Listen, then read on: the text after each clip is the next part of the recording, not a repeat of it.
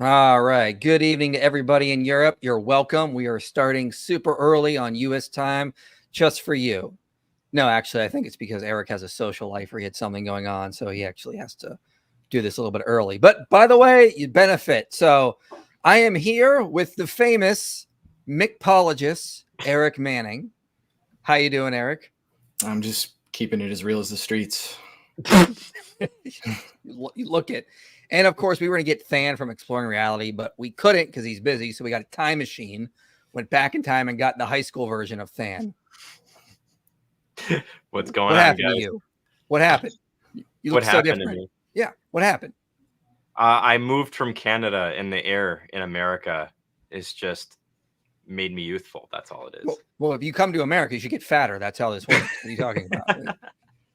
It's not how that works. No. So Than accidentally shaved. Now it looks like he's 20 years younger. I was shaving. Okay, look, I was trying to trim my mustache, and I just trimmed up a little too far. It looked really bad, and I was like, I tried to salvage it. Wait, were you trimming like this way and you were getting close to the center and you're like, oh no. No, it overgrows into my mouth, and sometimes I'll like swallow mustache hairs, and I hate that. So I was trying to trim that part. That's what happened.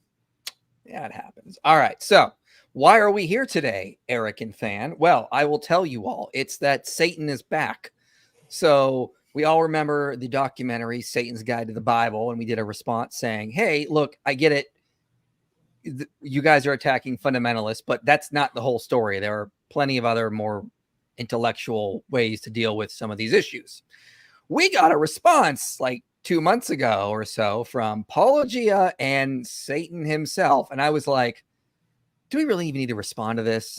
Do we like, but then I was like, okay, it was getting a lot of views. And like, I was thinking, how do we respond to this without me just outright saying they're lying? This is blatant propaganda. So I was like, I don't want to be that mean, but I think over time I was like, no, they're lying. I need to point that out. Like, some of the lies are just blatantly obvious. I was like, are you guys kidding me? What were your thoughts? Satan is the father of lies. I mean, no. My honest thoughts, I was kind of hoping for more. Yeah. There was a lot more to the stream, and they only touched on like a few points. Maybe for whatever reason they just couldn't make it a little bit longer, but yeah, I thought there would be a little more engagement, and it just felt like a lot of it was some reassertion of just what was already in the documentary.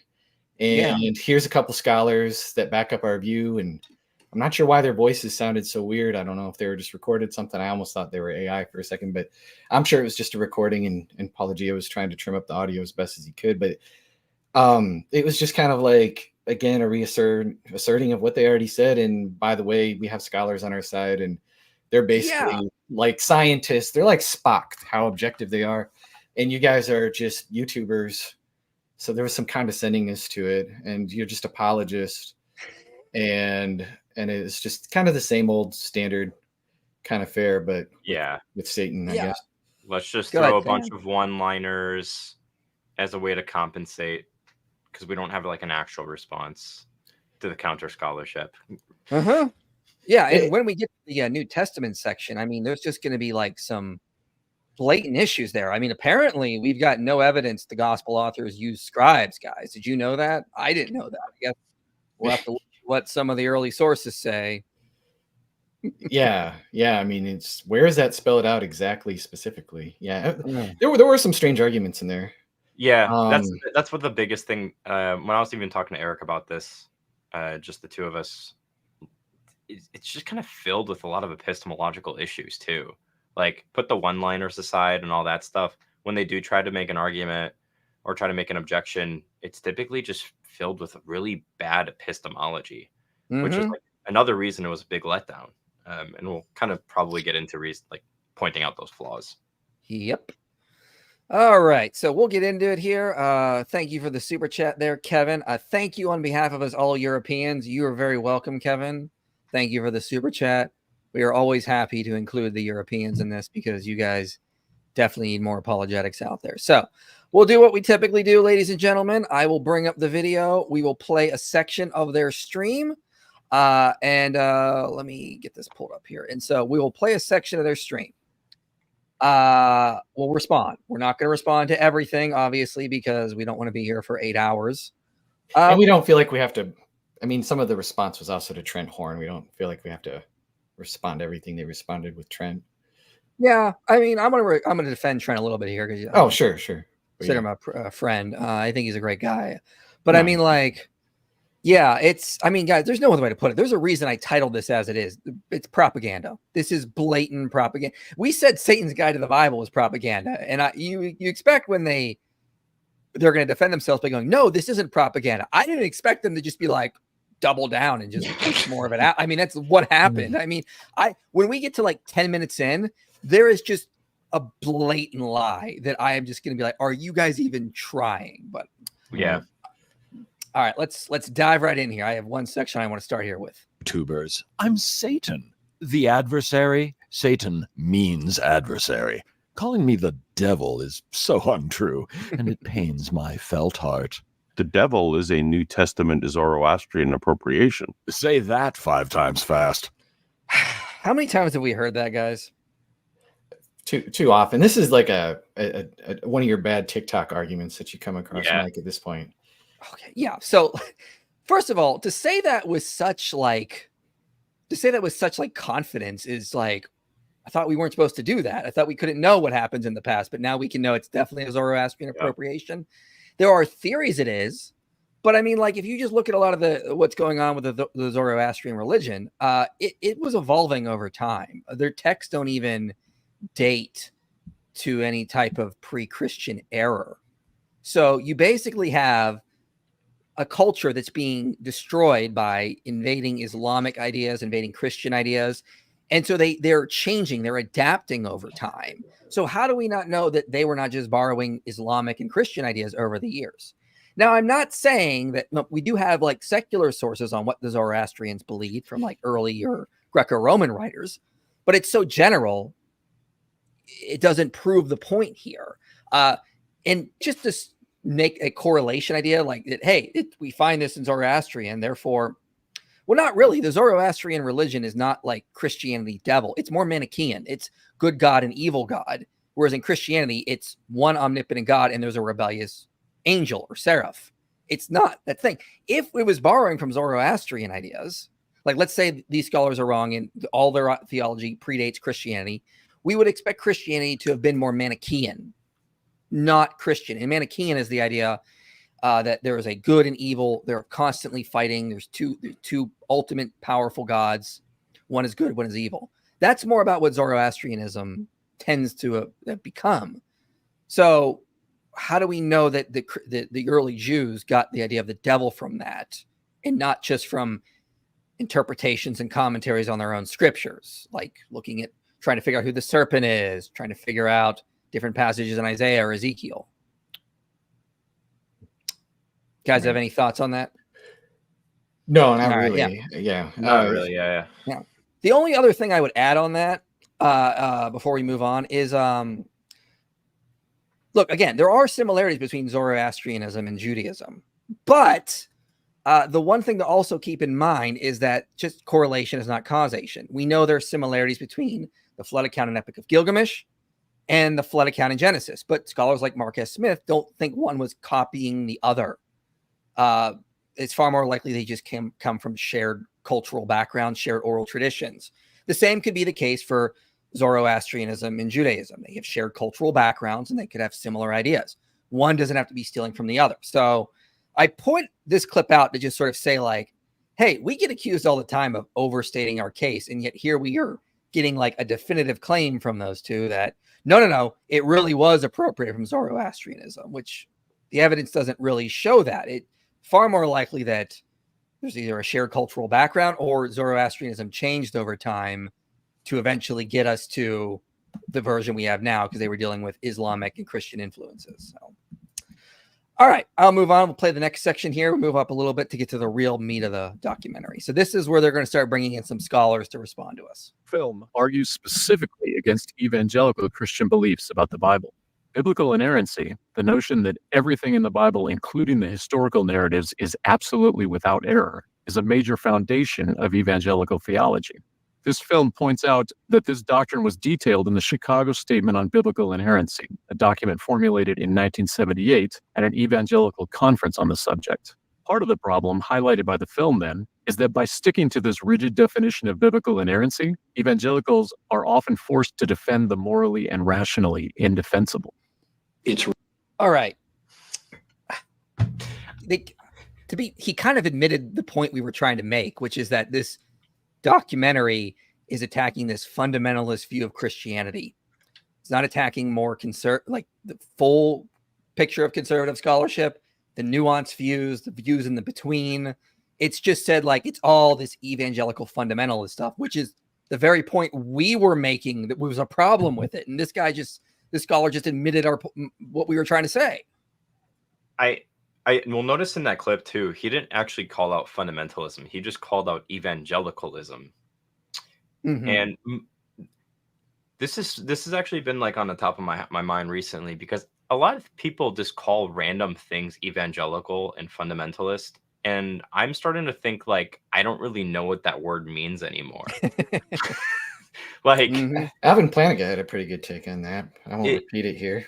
I don't. Well, I know exactly what you're talking about. I don't remember it verbatim, but it's something along the lines of like it's a slander word for people that are just more theologically or biblically more conservative than you are. Mm-hmm.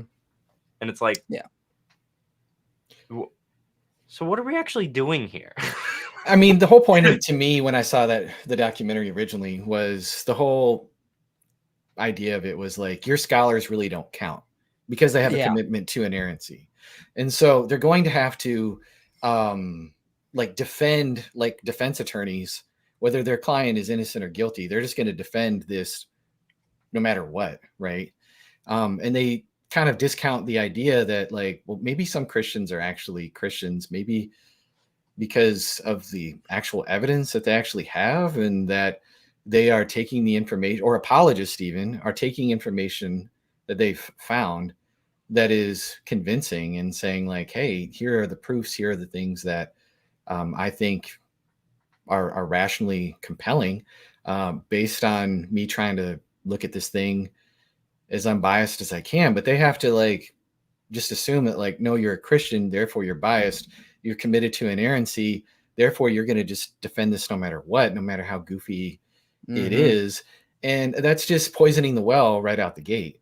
And so like maybe some scholars did start off Christians, but they've heard the same objections that they think that they're pointing out and acting are like these things that, you know, we're trying to protect people from, in the sense of like, we're going to hide it to just kind of save our jobs. I mean, that was one of the things that was just blatant propaganda in the original one. They were acting like, well, your pastors know all this, but they're never going to tell you this. Maybe their pastors just heard these arguments, thought that they sucked, and just moved on. You know, like, why is that like not a possibility? Why do you have to assume that your guys' arguments are so strong when these are scholars who have said, okay, I've heard your arguments. Here are the counter arguments. And this is still rationally compelling, believable. There's evidence that points in our direction. And I remain a Christian. I don't have to be a Christian if the evidence doesn't point that way, but I choose to because it does. And it's like, it's just a psychological game that, you know, it's not a counter argument. Yeah. It's not a counter argument. It's just bad psychology and sociology. Right. Yeah. And again, the scholar, I don't know how to pronounce his name. It's like I'm not even going to try. Joshua, I believe is his first name, but he kind of just admitted the point we made last time, which is the original documentary is like, either it's like Ron Hendel atheism or it's conservative evangelical fundamentalism. And they're attacking that view of inerrancy. They're attacking that. Again, we accept that is not bad. Our whole point originally was that's not the whole picture. There are conservative scholars who have very good understanding of the scriptures, who have very good interpretation of passages that fit with the cultural context, that are not these rigid literalist reading fundamentalists. And so when he comes out and says this is what the documentary is doing, we're like, yeah, exactly. That was the problem with it. Like, you kind of just admitted our point that was problematic because that's what it was going at. None of us here are inerrantists. Like Trent Horn is not an inerrantist. So like, what was the point of even the documentary? I mean, why even responders at that point? If you're reconfirming, you're just attacking the inerrantist fundamentalists here. I don't get the point of that. Yeah, I mean, I don't know. I'm sure I'm not inerrantist enough for them, because I would have a high view that the Gospels are like reportage and go back to eyewitnesses and all that other stuff and report miracles. And so I guess, yeah, it doesn't fit their narrative because we don't fit the paradigm. We gotta, I don't know. It's like, no, you're not Christian enough by that or something. So yeah, go ahead. Yeah, let's play the next section here. Ancient authors use different genres and figures of speech when writing, so that needs to be taken into account when interpreting what is being asserted in the Bible. For example, if I said I have a million things to do today, that's false from a literal perspective, but it's true if you understand that I'm using hyperbole. The panelists agree that you can't always trust what the Bible says, only what the Bible means. When errant words need fixing, interpretation's got to do the fixing. Paul, is Paul married? Is he in a relationship? Oh, God. I believe so, yes. Okay. Yeah. Paul, next time, because trust is a very important part of a relationship. Next time your wife asks you if you want to like hear a joke, you better not say "hit me." Right, because we can only trust what you say, not what you mean. Look, JP Holding, who runs Tectonics, once said fundamentalists and fundy atheists, as he calls them, are two sides of the same, or basically the different sides of the same coin. They both have these same methodological errors where they're like, oh, you don't take it literally? Well, you must not trust what the Bible actually says. And I didn't actually agree with him at the time when I heard him say that. But the more I deal with atheists online, the more I'm like, yeah, he's dead on. Like, this is ridiculous. If we don't take it literally or the way you interpret it literally, we're not taking what the Bible says. This is one of the things I've said about people like Ken Ham. He takes his interpretation as if it's divinely inspired. A lot of atheists do similar things where they're like, our interpretations are so good, they've got to be the only one. And if you take any other view, well, that must mean you don't take what the Bible literally says. It's such a high view of your own ability to interpret. You place your own interpretation on par with the very words of Scripture. And let me be clear, I'm not doubting Scripture. I'm doubting your ability to interpret it properly. That's the problem here. And no one reads the Bible completely literally. That's absurd. No one thinks Jesus is actually a vine in John 15. Okay. No one thinks Jesus is actually a door. Okay. No one thinks Genesis 2:24 is literally about a man and a woman becoming one flesh. We understand the metaphorical language there. Why is it that when we point out using the cultural context, there's hyperbole, just like it is with every text? There's metaphors, just like it is with every text. Why is it when we point that out, you guys are just like, you're not taking it literally? Well, maybe we like to read texts in their cultural context with good methodological principles and not just assume a strict fundamentalist reading that somehow everything has to be literal. I don't understand the problem here. Like, what are they even trying to say here? Their response just seems to be, no, we take it literally, therefore you're wrong. Haha. Like, that's not an argument. No, like I said in the beginning, how many times are we going to just come up with one-liners and little jokes to try to compensate for not a real response? Exactly. So yeah, that's kind of what we're going to get a lot. And so we're going to get into some of the Exodus stuff now. And this is where I will put up some slides here. So maybe they'll actually listen this time. But what do biblical scholars say? There is no archaeological evidence that would support an idea of a historical large-scale exodus from Egypt. The section of the film on Bible history begins, therefore, with what will surely be a shocking revelation to many. A large-scale Israelite exodus from Egypt never happened. Ronald Hendel notes that not only is there no archaeological evidence for a large Israelite presence in Egypt, but in early Israelite settlements, there is absolutely no evidence of Egyptian influence. We can confirm that this is indeed the scholarly consensus. All right.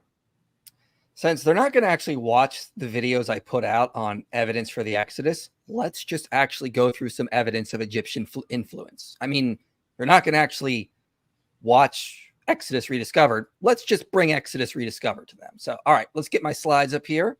So one of the things I note is we have this issue of Egyptian influence with regards to Egyptian loanwords in the books of Exodus to Numbers. If you to look at the percentage of corpus, it's much higher than the rest of the Hebrew Bible in Exodus alone, but also in Exodus to Numbers. We have a high percentage of Egyptian loanwords, and this is the research of Benjamin Noonan. Okay. Well, you know, Egypt was in a lot of interaction with Canaanites. Well, this is probably just what happens to the Canaanites. Noonan says, no, we only have 5 Egyptian loanwords in Ugaritic texts, 1 in Phoenician, 0 in Moabite, 0 in Ammonite, 0 in Edomite, and only 2 in Old Aramaic. So if this was just influence on Canaan, why did the Hebrews have such a high amount of Egyptian loanwords? Noonan doesn't stop there. He also points out the Egyptian influence on the Egyptian loanwords comes from a time period when Israel would have been in Egypt. So it has a specific ending which aligns with the Egyptian language from this time period. Okay, so we have evidence of Egyptian influence on the Pentateuch. Okay, we also see Hoffmeyer notes that many of the names that we find in the Pentateuch are also Egyptian names. Okay, he and Manfred Bietek point to toponyms. So we see various toponyms that align with Egypt in the Ramesside period. So names like Ramathes, Pithon, Baal-Zephon, these are toponyms that you would know if you were living in Egypt in that time period. Like, for example, Ramesses, the name goes out of use in some point during the Iron Age. And so writing during the time period of Josiah, you would not have known the toponym Ramesses. And this has been pointed out by Hoffmeyer and others. So toponyms, names, Egyptian loanwords. We also see that the Song of the Sea, the Song of Moses, correlates with the Kadesh inscription. In fact, the Exodus 15, the poem, is more close to the Kadesh inscription than it is to like the Psalms or other Israelite poetry. It actually matches the Kadesh inscription in a lot of ways that scholars like Joshua Berman have pointed out. What about the Ark of the Covenant? Okay, well, the Ark of the Covenant, Scott Nogle here doesn't even believe in Exodus happened, but he notes the way the Ark of the Covenant is described in the Pentateuch fits with Egyptian ritual furniture from the late Bronze Age. So again, the Ramesside period. How are later Israelite authors describing the Ark of the Covenant in a way that doesn't match Egyptian ritual furniture of their time period, but matches Egyptian ritual furniture from hundreds of years prior if this was all written during the time of Josiah? Okay, that's hard to explain. Again, you don't have Google. They don't have like massive libraries like we do, but somehow they get these kinds of things right. And we know there's tons of archaeological evidence, which is best explained as an Exodus. Ton of internal evidence that is best explained by an Exodus. Okay, we see, for example, with the archaeological evidence that Avaris is abandoned during the time period of Ramses, and then the city is replaced by a graveyard that the native Egyptians use. So you have a massive Semitic population that didn't use pig bones because there was no pig bones found at the site. They disappear. 40 years later, Merneptah says Israel is in Canaan, and we see a population explosion throughout the highland area. Okay. Now, the argument is not, that's proof of the Exodus. We make a probabilistic argument. How do we explain why the book of Exodus was written? What happened to the abandonment of Avaris, the population explosion? The most parsimonious explanation is this can all be explained by an Exodus instead of positing multiple explanations to account for why Avaris was abandoned, why Hazar was destroyed, why the Abal site was built at the right time, why the population explosion happened with all these new sites in the highland region of Canaan that also lack pig bones, unlike the predecessors that were living in there prior to that. So the Exodus argument is based on a probabilistic argument in simplicity here. We do have evidence of Egyptian influence. We do have evidence for an Exodus in the Ramesside period. They just keep, it seems like at this point, they just keep saying over and over again, we don't have any evidence, in hopes that they'll just convince their audience to not ever consider the fact there might actually be some evidence. Anything you guys want to add, or do you think I've covered it? That's all you, man. That's your wheelhouse. But yeah, it's very hand wavy. It's just kind of pounding the table at this point. It's just like, no, there's no proof of the Exodus. I shook my camera there. Sorry about that. Yeah. But it's just like, okay, come on, like deal with the actual arguments that have been put out there over and over and over again, rather than just keep saying there's no proof. It's just like sounding like a creed at this point. Mm-hmm. Archaeologist Israel Finkelstein, for instance, writes that there is a complete lack of archaeological proof of Israelites ever living in Egypt. Additionally, he says the Sinai Peninsula has no material evidence that the Israelites occupied it for the entire 2nd millennium BCE. This puts a major kink in the Hebrew Bible's story. The Exodus is a defining event for the Jewish people and also for Christians. Okay, once again, let me go back to slides from Exodus Rediscovered.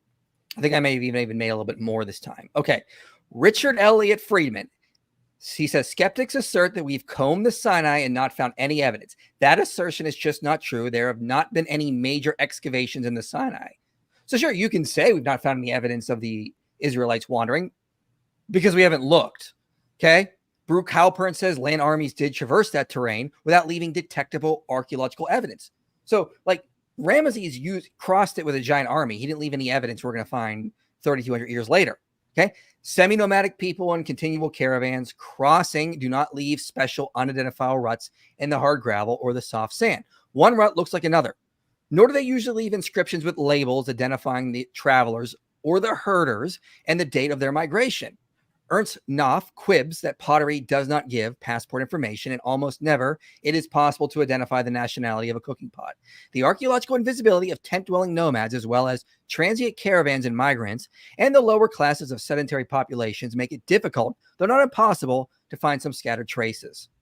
So not only have we not looked, it's just very unlikely that they're going to leave remains that are going to last for 3,200 years.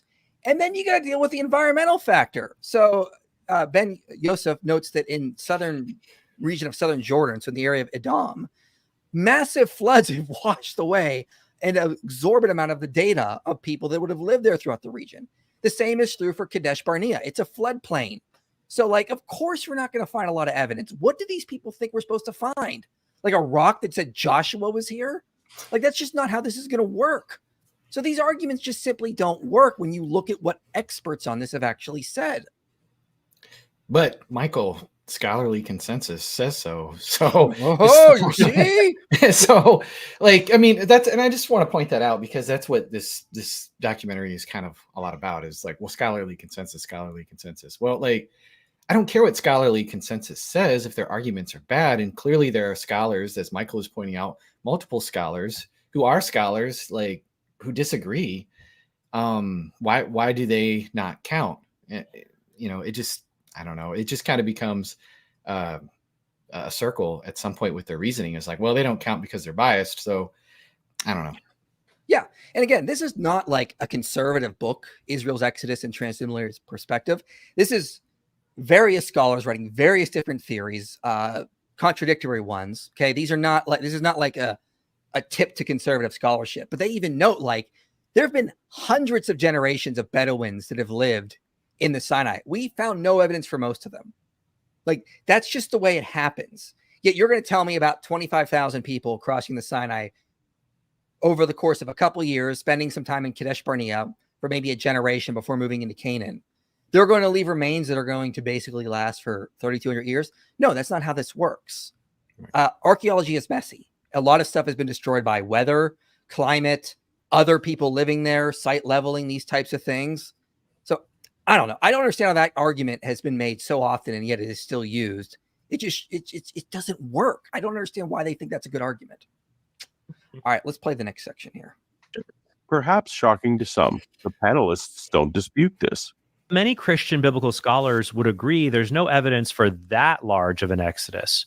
They would say that descriptions of millions of Israelites leaving Egypt are either an exaggeration in the text or hyperbole. Always with hyperbole, these YouTubers. How dare you? This is what I noticed the shift of language. Now, when Dr. Hendel said that, I was like, okay, yeah, large scale. I mean, Kenneth Kitchen would agree with that probably. I mean, he argues that the numbers are either hyperbole or just been misunderstood. But there was much consternation about not allowing space for their particular apologetic. Sure, there was no large-scale exodus, but what if there was a teeny tiny exodus? A teeny tiny exodus is no exodus. It's an escape. A nighttime escape. The escape. Another one-liner. Okay. Oh, Lord, okay. Man, come on. Stan, Eric, I have a question for you. Okay. Did we say last time we believe in a teeny tiny exodus? I mean, clearly, obviously, that's totally what we said. So, oh yeah, you know, we pointed out last time the shift of language that Satan did. Ron Hendel said there's no evidence for a large-scale exodus, and then Satan in his documentary says, "See, no evidence of an exodus." No, that's not what he said. He said no large-scale exodus. Took him out of context. We said that's propaganda. What does Satan do here? Oh, you don't believe in a large-scale exodus? Well, you must believe in a teeny tiny exodus. Something we didn't say. Notice the shift of language. You're trying to show us you didn't make propaganda. You do the exact same thing, buddy. Way to go. What can I do to salvage my nonsense? It's like, we didn't say it was a teeny tiny exodus. In fact, you should watch Paulogia's recent video with Kip and Josh, where Kip says in that video, 25,000 is massive. It would not be a teeny tiny exodus. That's a massive amount of people. So what are you guys talking about? We never said this. And you want us to believe this isn't propaganda? Come on. I don't know, man. Again, one slide really quick. Since they didn't watch the documentary, I'll just put this back up here. These are what estimates you can find in Kitchen's book. It's still a massive amount of people. Okay. I've said around 25,000. I tend to stick with that. But that's not an exodus. That's an escape. Yeah, that's just like my why didn't they name my high the school book of kids sneaking Exodus out at night? Basically, I mean that's escape. You see, it's a teeny tiny. So propaganda continues. All right, let's get to some. Let me see, where are we at here? I think we should get to some super chats here. I'm gonna finish this section I got here, and then we will get to some super chats. I got finish this one little section from these guys here. So, and then we will respond to some super chats. This is repeated throughout the documentary. There's no evidence for the exodus, but Dr. Hendel said there's no evidence for this large scale exodus, which someone like James Hoffmeyer, Kenneth Kitchen might agree with that terminology, but then that's translated into no evidence at all. There is evidence that Semitic peoples lived in Egypt and then migrated to Canaan, where they were later known as Israel. It would be expected that Semitic peoples did migrate from Egypt to Canaan, but as Dr. Hendel points out, they wouldn't have been a significant percentage. All right. Yeah. Again, 25,000. When I think the Egyptian population at that time was estimated to be around like 4 million or something. Like, again, Deuteronomy 7:7 says that Israel was a few people. It says, it was not because you were more in number than any other people that the Lord set his love on you and chose you, for you were the fewest of all people. So Deuteronomy 7 is basically saying, yeah, this is a small amount of people. And if you want to see how we deal with the large numbers, see the stream I did with Egyptologist David Falk last week, where we pointed out there's various different ways to understand the numbers. I tend to think it's hyperbole. Falk said that they are, the term for 1,000 units probably mean military unit or tribe. We pointed out Michael Heiser thinks the numbers are exaggerated because that was a common way to talk about ancient numbers in the ancient Near East. We see this like with Amenhotep II talking about bringing 100,000 slaves back to Egypt. It's probably an exaggerated number. So they tended to exaggerate numbers. Same thing could be happening in Book of Numbers. So this kind of stuff. So, all right, let's get to some super chats here, and then we will dive back in. So new atheism is rising from the grave just to get one punched into the grave harder than the last time. I feel like that's true. It'll take a generation, but yeah, they don't have the birth rates. They don't have the a good system that keeps people grounded because they don't have a good ideology like you have with like Christianity that it incorporates ideas of the sacred, community organizational aspects, meeting every week, rituals that keep people grounded and keep people in tradition. Secularism is a completely unsustainable system from a sociological perspective. It will not last to the year 2100. It'll still be around, but it will still be like 5-10% of the population, I would say. But we'll see. And this was not just coming from me. Read Kenneth Kitchen's book, Kenneth Kaufman's book, Shall the Religious Inherit the Earth? John, so I'm going to butcher that name. Yeah, had 2 AI debates, the reliability of the New Testament. Spoiler alert, the affirmation side won, not by much, but still interesting. Any thoughts?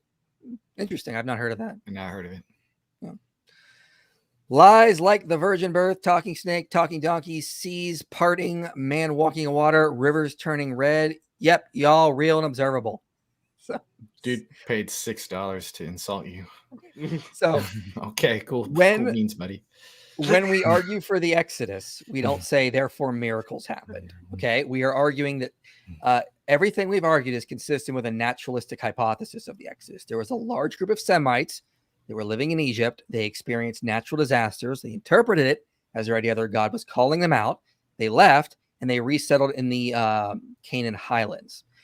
We don't argue therefore miracles happen, but we do think that that is evidence that there was an actual Semitic population that became Israel, that lived in Canaan. The way we argue for miracles is the way Paul does in like 1 Corinthians 15. Everything's contingent on the resurrection. If Jesus rose from the dead, that gives us more reason to trust everything else he said, including the other miracles. So that's how we argue for that. We don't argue reliability of the Exodus, therefore miracles. So it's a two-step process. Reliability of the Bible, then argument for the resurrection. Therefore, Jesus is God and did rise from the dead. Therefore, we live in a Christian worldview. So those we would say Right. probabilistically follow.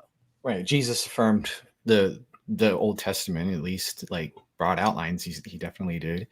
And yeah, if we can confirm the resurrection, and it's the content of the claims and the context in which they came in, wherein we would deduce the resurrection. So, and again, this is just another point. Even if you could deconvert me with Christianity, I would still believe there was an Exodus because the evidence is overwhelming. Like, again, all we're saying is there was a group of Semites left Egypt and went to the highlands in the Ramesside period. That's it. And because natural disasters occurred, they burned Hazor. There was an earthquake at Jericho, which they interpreted as their God helping them. This kind of stuff. AP and David Wood look different. New hairstyle. Oh, hi, IP. Got us. You got us. Which one's which? you are definitely apostate prophet. Yes. Look at you. You got the Mediterranean kind of going on there a little bit. Yeah. And Eric's annoying, therefore he's David Wood. Yeah, I can't do the Ali Dawa though. I can't do that impression. My voice. Thank you for the very generous super chat there, Matthew. What exactly do you mean by inerrancy? Are you putting the while hyperliteral group under that flag? I grew up learning inerrancy, but I also was taught that the Bible has different literary types in metaphorical language. Exactly. You can even be an inerrantist and believe the Bible has metaphors and hyperbole. Absolutely. Like, this is such a ridiculous dichotomy from Paul and Satan. Like, it's such. If you think the Bible is inerrant, it therefore has to be literal. Like that doesn't logically follow. Fan, what did Michael Heiser once say? I wish scholars would take one class in logic or something to that. Yeah.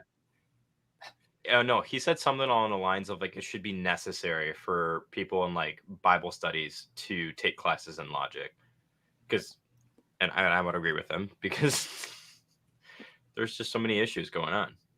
Yeah, just because you're an inerrantist, which I'm not, that doesn't mean you have to take everything literally and there can't be hyperbole in the Bible. That's just silly. And there's not one conception of inerrancy.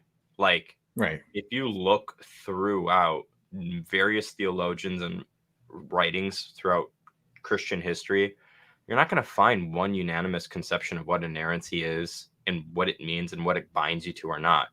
This video targeted the Chicago statement, and that's fine.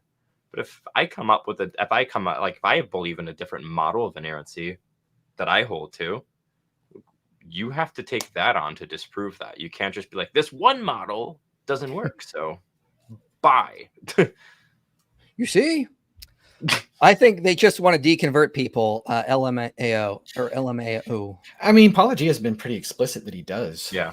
On Twitter or X or whatever it's called now. I mean, he's pretty explicit that's exactly what he's trying to do. Which is ridiculous, and I'll explain to him why if he ever watches this. Paul, do you want more Christian nationalism?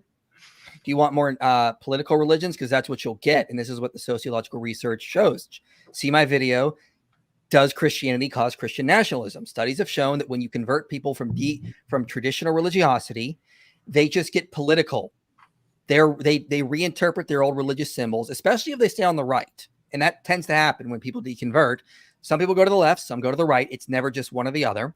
But people on the right take Christian symbols and they reinterpret them in political ways. And you get things like nationalism, Christian nationalism, right-wing extremism, right-wing authoritarianism, you're creating the very own monster you're worried about. Yeah. Okay. Christianity has done so much good for this world. Like I'm going to do a series in 2025. I'll be like how Christianity ended slavery, how Christianity saved children from harm, how Christianity created human rights, how Christianity gave rise to science. Like, you don't know what you're doing here. And again, the sociological research shows that Christianity leads to better mental health, lower depression, lower aggression, more self-control. I mean, if you want to be an atheist, fine. But if I was an atheist, I'd still want to live in a Christian society. And I think even Voltaire said something like that. I mean, even Richard Dawkins has kind of said stuff like that recently. Even Boghossian said something recently. Boghossian, yeah, Peter Boghossian. Yeah, they're creating their own monster, because what will be replaced in a post-Christian society is political religions. Christian nationalism will rise. We'll see rise of like left-wing extremism, right-wing extremism, because man is a religious animal by nature. And if you don't have traditional religions, people build political religions. Philip Gorski said, loose from its religious moorings, Christian identity, something like this, floats free in the direction of like secular messianism. I cited him in my video I mentioned earlier. So yeah, I don't think you want that. Michael Heiser said Moses wrote about 35% of the Pentateuch. I'm fine with that. Big deal. Yeah, that's could be right. Not a deal for me. Biggest issue I see with Paulogia is his lack of nuance. He seems to parade his narratives as certain or absolutes, whereas there is never enough evidence for the Christian narrative. It's irritating. What are your thoughts on that?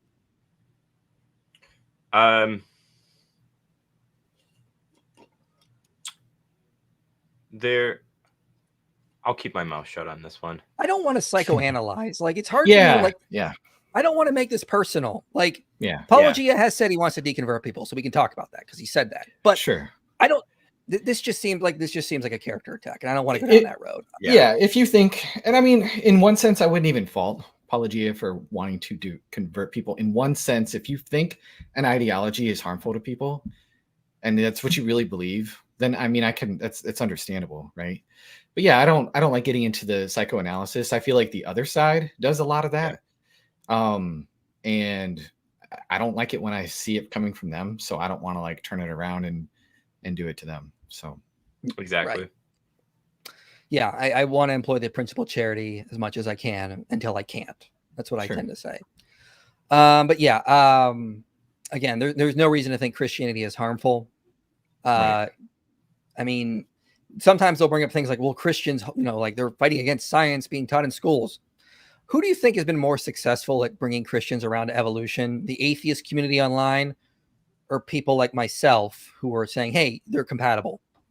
Right. I mean, just to be honest, I mean, going after and attacking the religion just makes them dig their heels in. Saying, hey, there's a compatibility here is going to get them more open to them teaching evolution and climate change in schools, these kinds of things. So, all right, let's get back to the video here, and we'll get to some more super chats in a bit. Let's go to the next section here, because this is where if there's one lie in this video that I know for sure, like I'm convinced is absolutely a lie, we're about to get to it.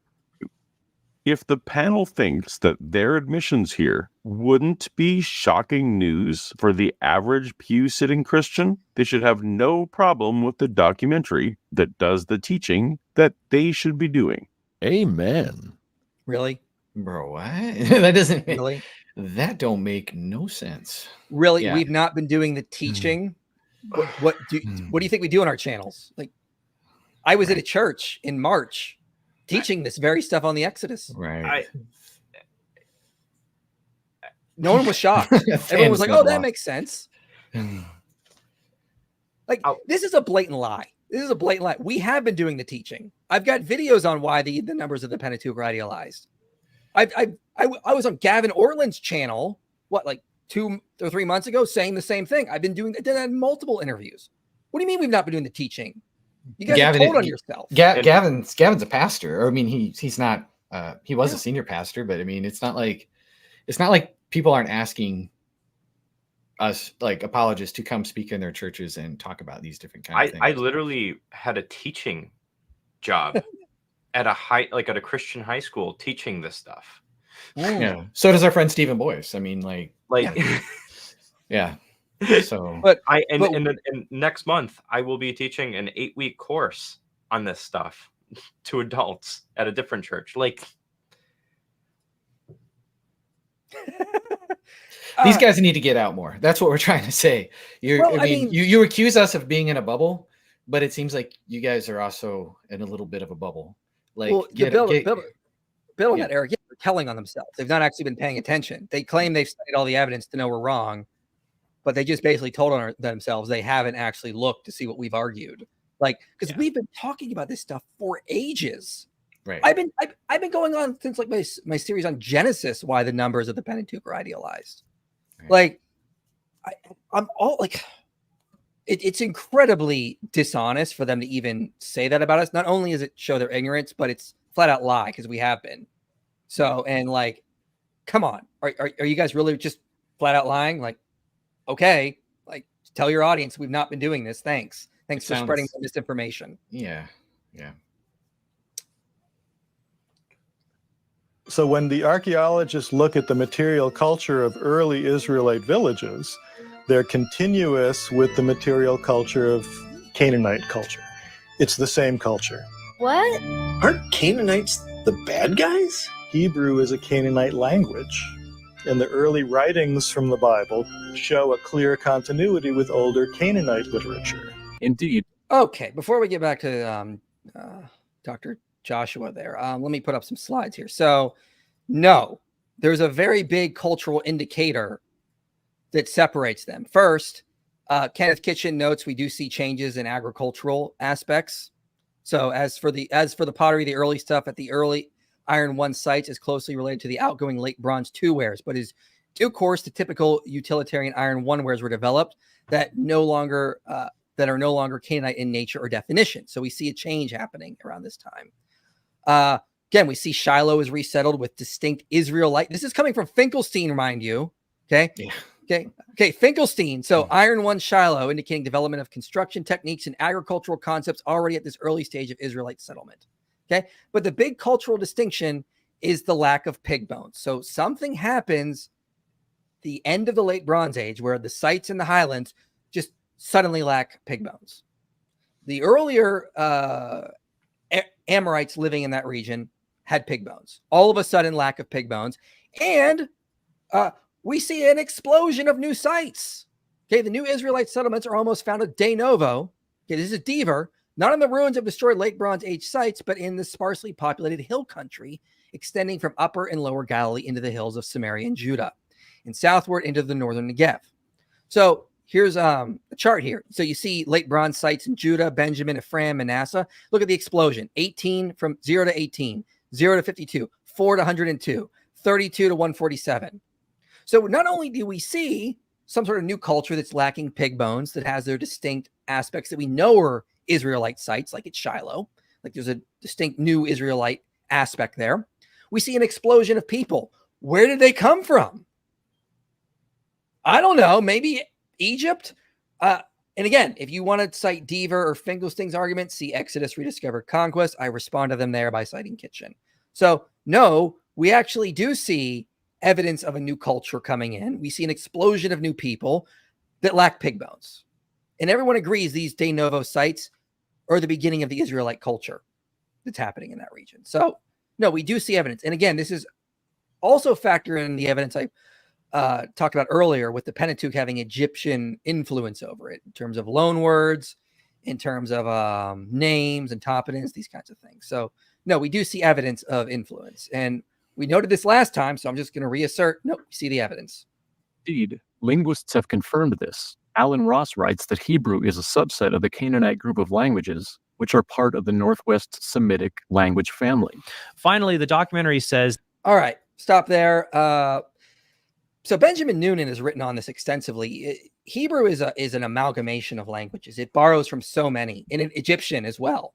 Yeah, it's a Semitic language, but it also borrows extensively from Egyptian, probably some languages in the Arabian Peninsula, Hittite as well. It's an amalgamation.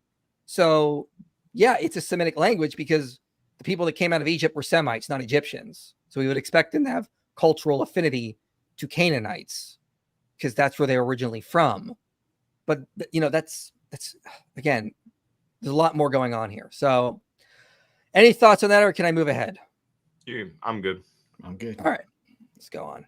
We would expect the Israelites to have similarities with the Canaanites. They, after all, were originally in Canaan. They were Semitic people. We don't argue that they were like purely Egyptians coming out of Egypt. They still retained a lot of their Semitic identity while even in Egypt. So we would expect cultural similarities there. If this is the case, why would anyone have written the fictitious story of the Exodus followed by the violent conquest of Canaan?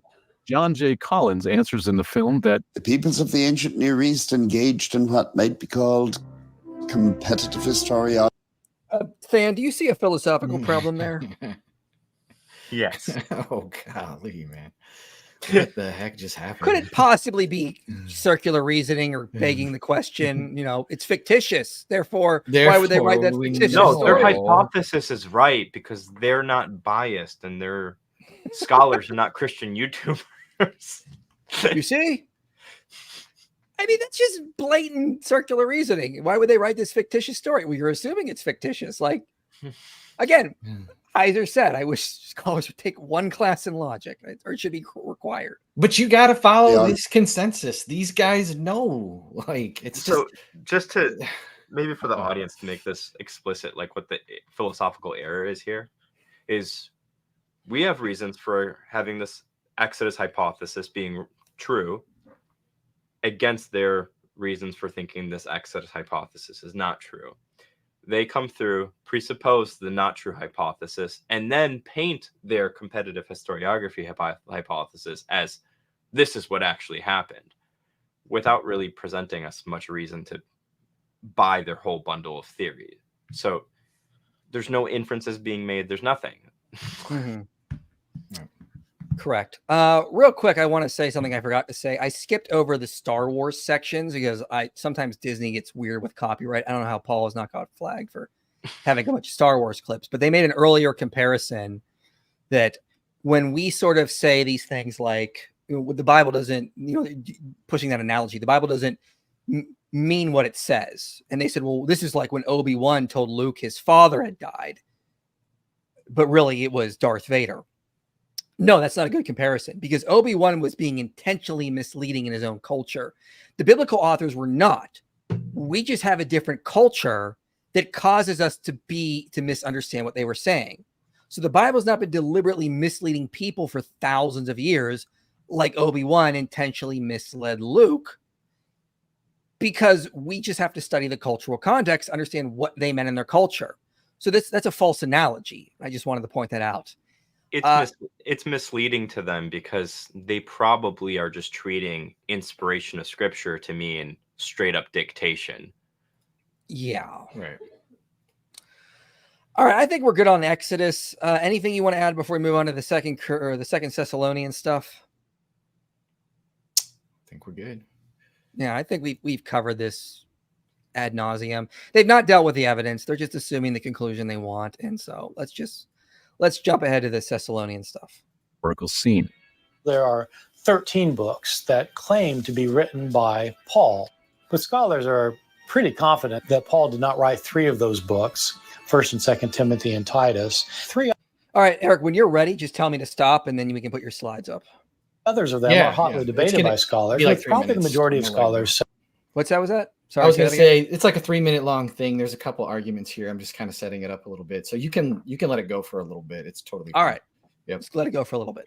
Yep. Saying that Paul did not write Colossians, Ephesians, and 2nd Thessalonians.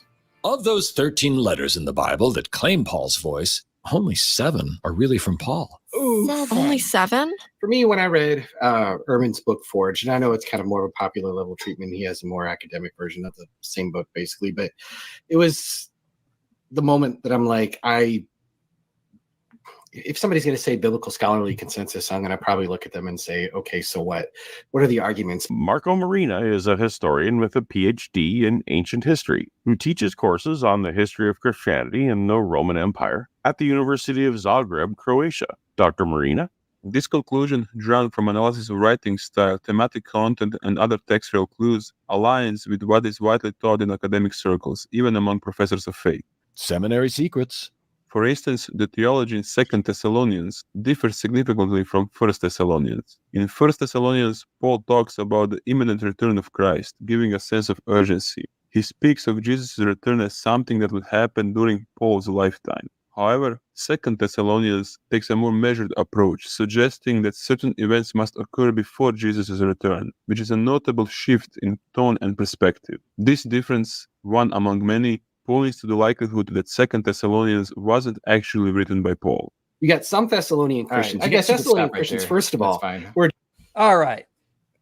He's got 2 points. I was just going to let it rip, but I'll just take them one at a time here. So basically, love it. Yeah, so stole that from the screen. So there's some problems here. First of all, we have to talk about the external evidence just a little bit. Okay, so I'm going to breeze through this pretty quickly. But 2 Thessalonians is in Marcion's canon. It's also included in the Muratorian canon. Now, Marcion's canon, he was, I think most people know, but for people in the audience who don't, like, he was basically a heretic who really liked the Apostle Paul and hated any kind of Jewishness of in some of the other writings. But anyways, he even included it in his own canon.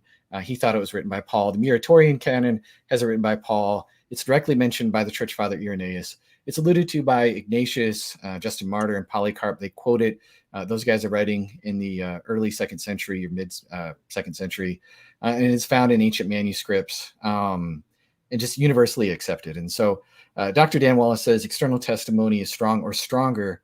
It has stronger evidence, at least externally, than even 1 Thessalonians, or at least as good. And so what this means is that we're going to actually need some really strong evidence that this universal early attribution to Paul is false. And I don't think that this is like really all that strong of evidence. So basically, the scholar here, I didn't quite catch his name. He's basically saying Marco that Marino. Marco Marino. Okay, that's a fun name. But that the issue in 1 Thessalonians and 2 Thessalonians is like everything's all imminent, in 1 Thessalonians, whereas 2 Thessalonians, supposedly the theology is so much different because there's actually signs before the coming. There's this man of lawlessness that has to appear first, and there's got to be all of these other things. And so there's these very specific signs before the end. And so that's why it can't be the same author. And I'm like, I don't think these are very strong reasons because Paul's Jewish, or these people are steeped in Jewish scripture that are writing. And the whole idea of the day of the Lord being imminent, as well as having signs that actually accompany it, that you can actually physically see and recognize, is a theme that you see throughout the Bible. And so like Isaiah talks about the day of the Lord is near. It sounds like everything is imminent. The destruction is coming. And yet at the same time, he talks about the stars of heavens and their constellations won't give light. The sun will be dark at its rising. The moon will not shed its light. And so he's talking about cosmic signs and upheaval and all kinds of other things that are going on as signs of impending judgment. Okay, this is just a couple prophets here. Joel basically does the same thing. The day of the Lord is coming. It is near, right? But at the same time, he talks about warning signs, wonders in the heavens and different things like that. And then on top of that, you get Jesus's Olivet Discourse, which is in all the synoptic gospels. And it talks about, Jesus is coming. Everything's near. It's right at the door. Here I come. But at the same time, Jesus talks about there's all of these other signs that are going to come ahead of time, right? He talks about an abomination that causes desolation. He talks about all of these different things that kind of have to happen.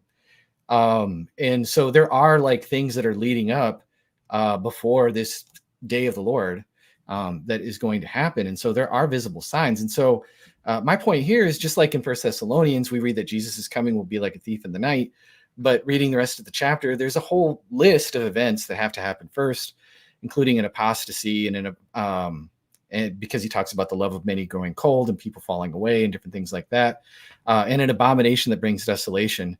And Paul is seemingly, or pseudo Paul or whatever, talking about the same thing in 2 Thessalonians. And so the whole point is that we already see this in other Christian and Jewish writing of imminence, and yet there are signs, there are things that are going to accompany it. that we can see. And so I don't think there's a really big conflict. And so in the same chapter, Matthew tells us that Jesus will appear both suddenly and after observable ends, and Mark and Luke also contain the Olivet Discourse. So my point here is that if the synoptic writers didn't see the tension as some kind of a contradiction, then why would Paul, why do we have to necessitate this is written by somebody completely different? I don't think that it's a very strong reason. Yeah, and I mean, like, this just fits in with like Jewish apocalyptic language and conditional prophecy. We see, like, you know, Jesus is going to return imminently if the conditions are met, is commonly the underlying or the sentence between the lines that we see in that culture.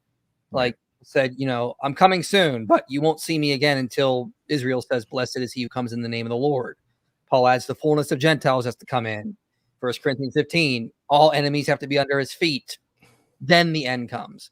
So like and they still talk about imminence. Like, that's just part of the culture to do that kind of thing. And so to read too much into that, I think is, you know, overstating the case. Yeah, it's definitely overstating the case. It's reading too much into it. And also, this is where they're getting this from. It's 1 Thessalonians 4:15. According to the Lord's word, we tell you that we who are alive and who are left until the coming of the Lord will certainly not precede those who are fallen asleep. So Paul's like, we expected this to happen. You know, Paul expected Jesus to return in his lifetime, supposedly. But there's contradictory evidence to that in the very same book. Just a few verses later, it says he died for us so that whether we are awake or we are asleep, we may live together with him. So Paul is entertaining it. Guys, there is a possibility that this may not happen in our lifetime. So whether we die in Christ or whether we're here alive for it, we're going to live together with him. So he knew that was a possibility, that actually might not happen. And if these guys really want to use this imminence argument as an argument against 1 Thessalonians, then what sense does it make of like the first few verses in 2 Thessalonians 1 or even the first verse in 2 Thessalonians 2:1? It talks about it still talks about the coming of the Lord and him coming to show kind of vengeance on the Thessalonian persecutors and different things like that. And he talks about the Lord coming, rest to you with us. And then he talks about our gathering together with him. So he's still talking about it as if it could be imminent. And so even though he doesn't like emphasize it like he does in the 4th and 5th chapter, where it's kind of like a major theme of his, kind of like the 15th chapter of 1 Corinthians, he's not writing an entire discourse on it again in 2 Thessalonians because that's just not the point of the letter. But they do still show that he had hoped to be alive when Jesus had returned. So to take this one kind of thing and say conflicting theology, therefore not Paul, and I'm sure they try and add other ancillary arguments to it, which oddly enough, one of the arguments that I've seen is like, well, the language is too much like Paul, therefore it has to be a forgery. But like, that's the same argument. You use the opposite argument against the pastoral. So like, you know, pick a plot line here, you know, like, what are we doing? And so yeah, it's just not a very strong argument to just dismiss all the strong external evidence that we have. Yeah. Do you want to play any more of that section, or do you want to move on to later sections? No, you can play one. There's one more section. You just start where you left off. Paul's got a point here. I will put it back up here and let you tell me when to stop. Just scream at me. Yes, we're just sitting around 10, 20, 30 years later, still waiting for Jesus to come back. They're not working, or not working much, I guess. Like, so somebody's like, you know what? I got to fix this. I got an idea. I'm going to say that, no, Paul, you know, really didn't teach that. He doesn't say, I'm going to come up with my own revelation. Hey, I'm a prophet. Let me fix this. No, he's got to really like get Paul's name involved in this. And Paul himself has got to kind of come back from the dead and fix this. And so it just kind of sounds a little bit ridiculous on its face that you have people sitting around that much later. And then you got to have some guy forge a letter in Paul's name and say, yeah, again, guys, this is what I totally told you when I was with you. It just kind of doesn't make sense. Eric doesn't find the scenario of someone using Paul's voice to be plausible, and yet in the very letter he's talking about, 2 Thessalonians, it explicitly warns people that there are end times teachings going around, allegedly from us, but are definitely not from Paul. Perhaps the YouTuber only skimmed 2 Thessalonians. After all, it is 3 big pages long.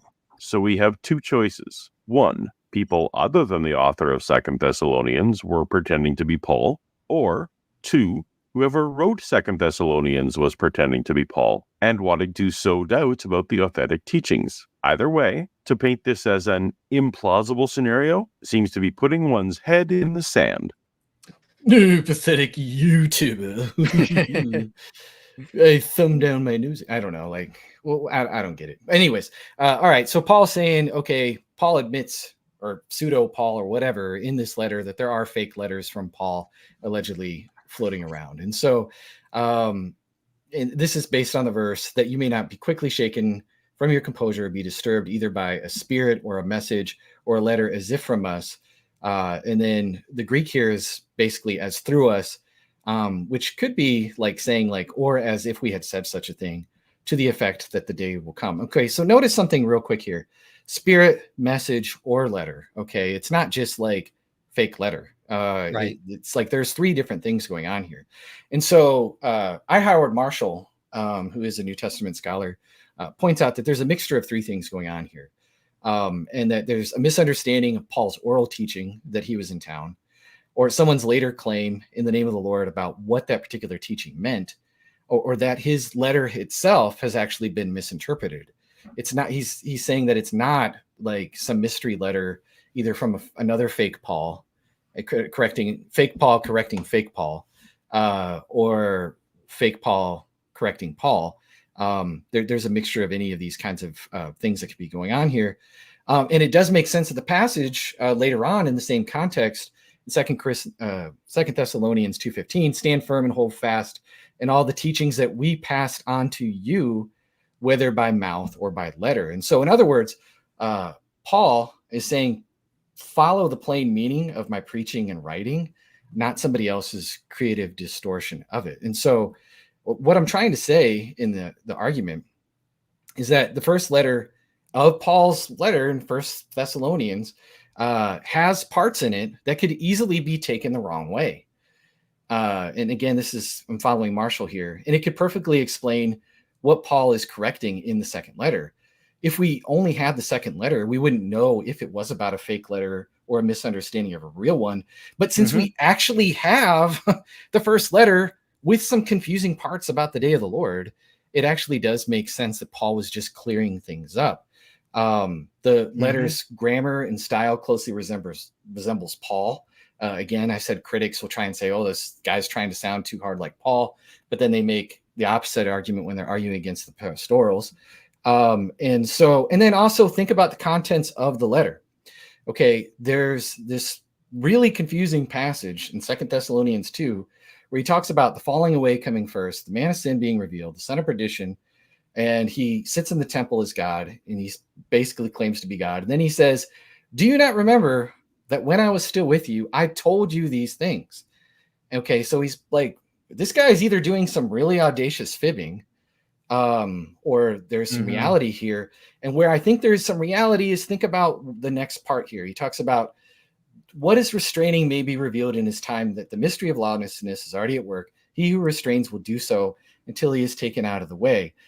Like, people have debated and tried to figure out what the heck is actually being said here, because it's kind of obscure. Like, is he referring to the Holy Spirit? Is he referring to the church before it's raptured? You know, like, what exactly is Paul even referring to? It's kind of opaque. It's kind of doesn't make a whole lot of sense. And this is something that he says, do you not remember while I was still with you, I told you these things? And so I think that the conversation's truth is crystal clear to people who are actually there, that could actually decipher and make sense of the conversation that Paul had. But to outsiders, it's going to be confusing, because Paul already orally, and he's saying, stick to my teachings, the oral teachings that I gave you. And he just kind of breezes through this part of the man with lawlessness and all this other stuff. It's like decoding hieroglyphics to those who are the outsiders, but for insiders, it makes a lot more sense. And this goes back to my point that I was making, that Paul thinks is like, well, it's not really that weird. Here's Bart Ehrman. This is in his own comment section on his blog post about Second Thessalonians as being a forgery, right? He says it could be anywhere at the end of the first to the beginning of the second century. Yes, later Christians did change the view of when the end would come, or if it would come. And so it just kind of seems implausible on its face that like there was these people that were standing around idle for years after Paul got sent them a letter. And we're talking 30, 40, 50 years, and they're not doing anything. And so some guy's like, you know what? I got to put Paul's authority into this to get these guys back to work. And so I'm going to make all this stuff up and say, hey, guys, remember when this is with you? And here, let me sign my name. It's really me, Paul, guys, wink, wink. That just sounds kind of weird. And to say that it's correcting a situation from maybe another forgery by adding another forgery on it, now we're just kind of adding like hypothesis on hypothesis for some letter that we don't even know. We're just speculating at this point. And so I think it's just a whole lot simpler to just say Paul wrote some stuff that the Thessalonians took as a little bit confusing, heard about what was going on while he was in Corinth, penned another letter within the same time and cleared the confusion up, rather than this more complicated hypothesis. And so this is one of the things that, again, when I mentioned in the stream, the previous stream, where it's like, well, consensus says this, and so you got to believe it. And it's like, well, your argument, you're preferring a much more complicated hypothesis, right, over a much more simple one. And this isn't even a supernatural claim. There's no like this. We know that Paul wrote letters. We know that he wrote multiple letters to churches like the Corinthians. And so, like, what is so prima facie like improbable about the normal standard traditional scenario of First and Second Thessalonians, and over what, like some very thin strands of supposed contradictory eschatology? That's really weak. Yeah. So yeah, I get what you mean there. I was going to say something, but now I can't remember. I mean, like, you mentioned earlier, like, about like him mentioning other letters or something. I mean, like, and you said, no, actually, no, it's like, what'd you say? It was not just letters that Paul was mentioning. It says by spirit, by letter, or by word is supposedly from us. Yeah, it reminds me of what he says in Galatians. Like, unless, even if an angel of God preaches another gospel, that doesn't mean Paul actually thought there were angels going around preaching different gospels. Like, he's just saying, look, even if this were to occur, like, and people read too much into those one-liners and think they got everything. It doesn't work. Well said. Let's get to some super chats here before we dive back in. Brother Michael, I'm curious on your opinion of the Apocrypha is canonical scripture. Reading through Tobit now, I'm not entirely convinced. I just say it's deuterocanonical. That's what the Orthodox Church tends to say as well. That's the other book. I mean, it's helpful. There are some problems like Tobit and Judith in terms of historical information that needs to be considered, as well as the additions to Daniel. But I mean, like, is what it is. He's trying to out your denomination somehow. He's trying to put his detective hat on. They always try. I mean, I got an email this week from someone saying, hey, you want to come on our podcast to talk about your conversion to Catholicism? And I'm like, didn't announce that, so I don't know where you got it from. They said they said in the email, we heard you announced on Twitter you became Catholic. I'm like, didn't happen. So, okay. Reading Analytic Theism made Than lose his hair. Oh, that makes sense. Yeah. I read through it twice. It was great book. Very tough read. Yep, it's on my list. Gotta get that. I'd love it if you could have Dale C. Allison on at some point. He essentially the limit of how skeptical a Christian New Testament scholar can be. Yeah, I was waiting for his book on where he's going to talk about his updates to his eschatological view come out. And I was thinking of reading that and having him. I'm really excited for that. Yeah, I'm waiting for that to come out. So when it comes out, let me know and go from there. How would one define persons of the Trinity? What does one mean by person? Well, in the ancient setting, it meant like, I mean, I don't have 2 hours here. It's basically, it's like an individual subject. So the Father and the Son are individual subjects or conscious agents of the one God. So I guess you could explain it like you have a mind. So think of all the information of the mind. Then like the conscious agent inside the mind that decides between different desires is kind of how I've explained it. And that's what we kind of mean by person. I think that's the best way I can explain it in modern language. So what the ancient church fathers were getting at. Please debate his presuppositions instead. maybe Than and I will do a stream on that, because Than, didn't some of those stuff comes up in his review of your debate? Yeah, he calls hypotheses presuppositions. Yeah, you got to make a dude. There was a lot going on in that video. I'll just leave it at that. I'll eventually get to that. It's been a very busy summer. Yeah. Well, when you're ready, you let me know when you're ready, and we will review that and go through it. I sent you the dates. Yeah. Okay. Yeah, let's do it. Speaking of evolution, will you debate Made by Jim Bob on why evolution isn't compatible with the Bible? I have no clue who that is. See if it's worth my time. I mean, I try to debate channels that are of bigger audiences now because I don't have time to debate everyone. And, it's the same reason Richard Dawkins isn't going to debate me. What is he going to get out of it? Nothing. I'm too small for him to do that. So I get it.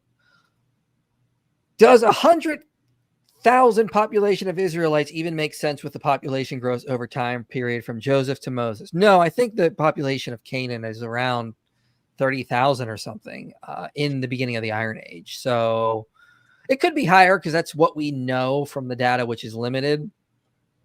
And so I tend to think the Exodus was probably around that. And then they just populated the region, kicked out the Amorites, that kind of stuff. I think they somehow believe that the text teaches that the Hebrews were never in Canaan before the conquest.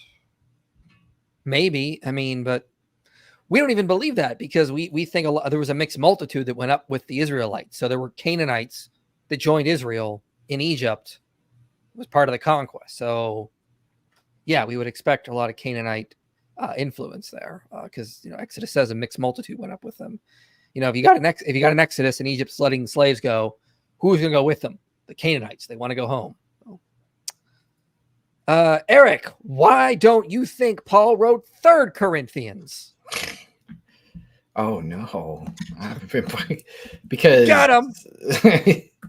Because it's kind of obvious. I mean, like nobody thinks that there's no reason to. I mean, have you looked at 3 Corinthians? Like, I don't know. Yeah, whole another complicated subject. Come on. Like when did 3 Corinthians appear? That's what I want to know. Go find that out, and then you get back to me. All right, let's jump back in here. I think I have 4 more sections to play, and the last 2 are pretty short. So let's play some of this. They did write out everything that they basically. That's just not the way you wrote in the ancient world.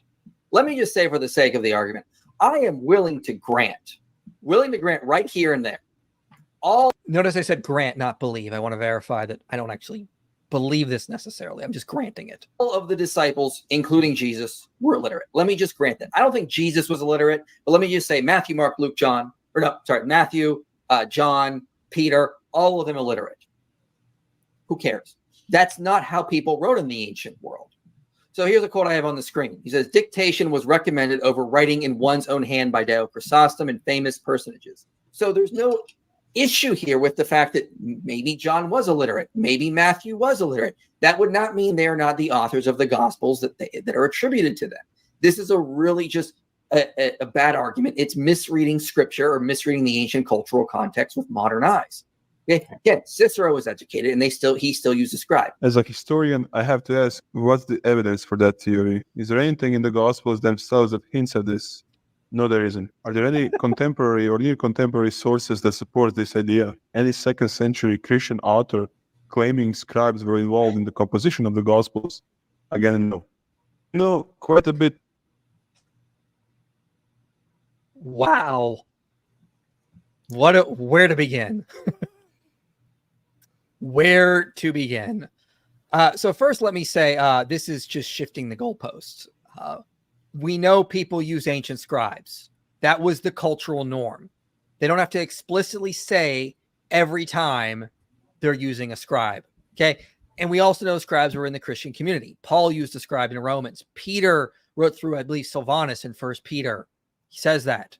So we know scribes were in the Christian community already when Paul's writing his letters, when 1 Peter's written.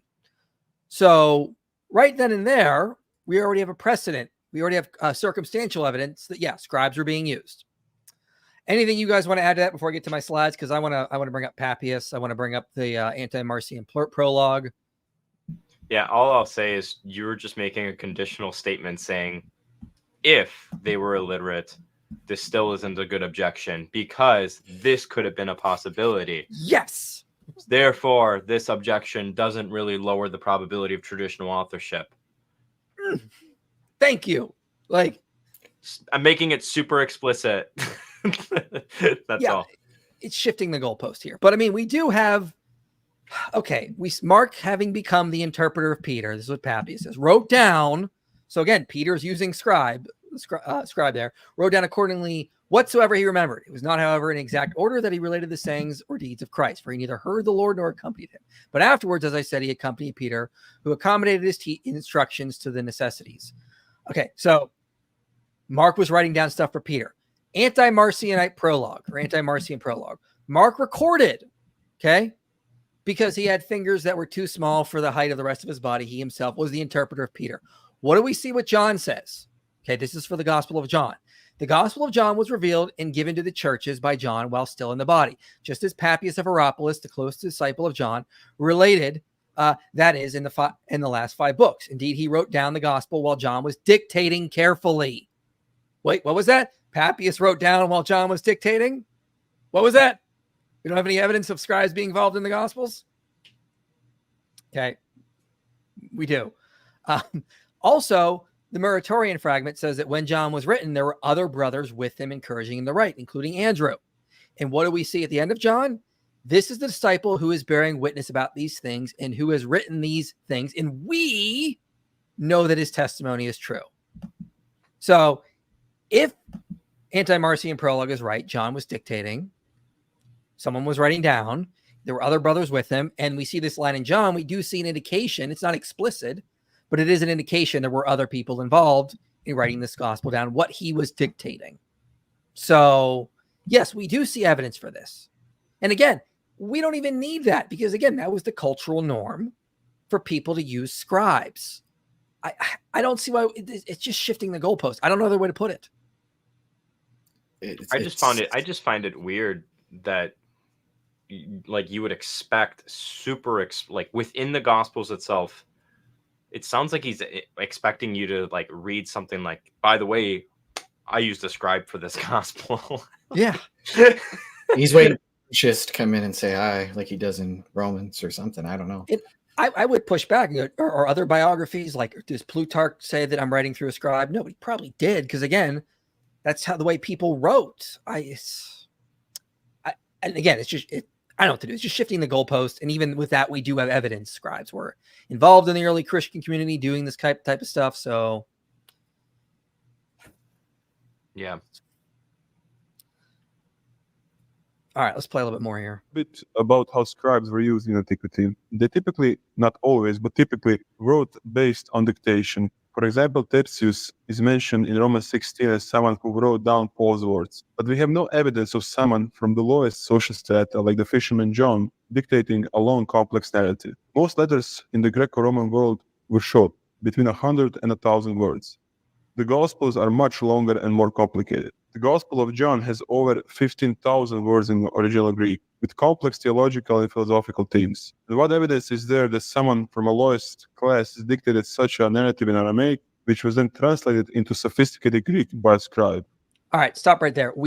That's not the argument. The argument is John knew Greek. I mean, the argument is Jesus knew Greek. This is what scholars like Stanley Porter, Scott Cleaves, even Maurice Casey makes an argument that these guys probably knew Greek. Peter Williams, the disciples of Jesus. Yeah, Peter Williams as well.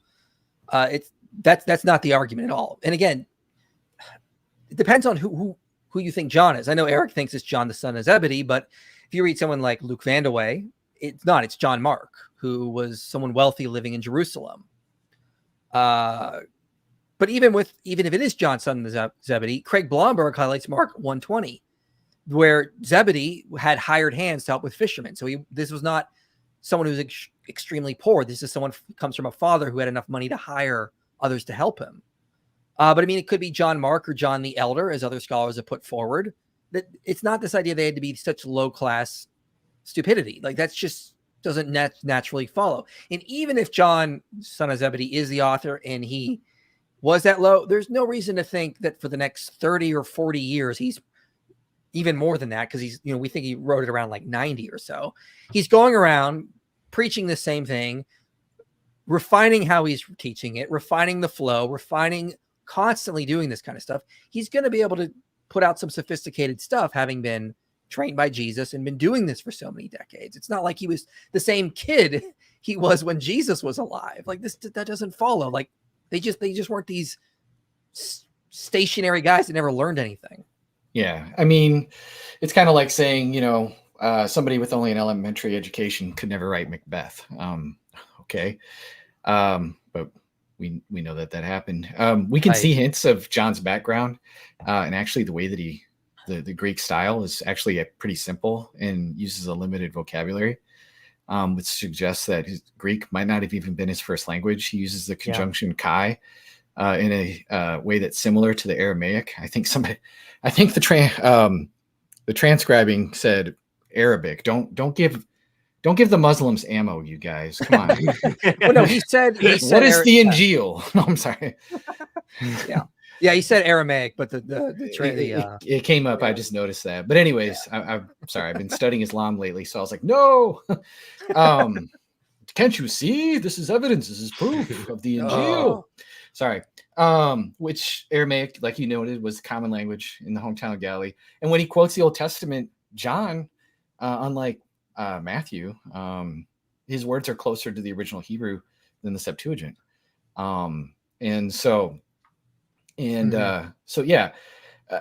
It's like you can sit there and say, well, it's really unlikely. He was a fisherman. He was a poor or whatever else like that. But it's like, okay, but you guys aren't even looking at any of the posterior evidence. You're just kind of like, well, the prior's got to be so low. But I would argue that, like, when you actually look at the positive evidence, that this was actually written by an eyewitness.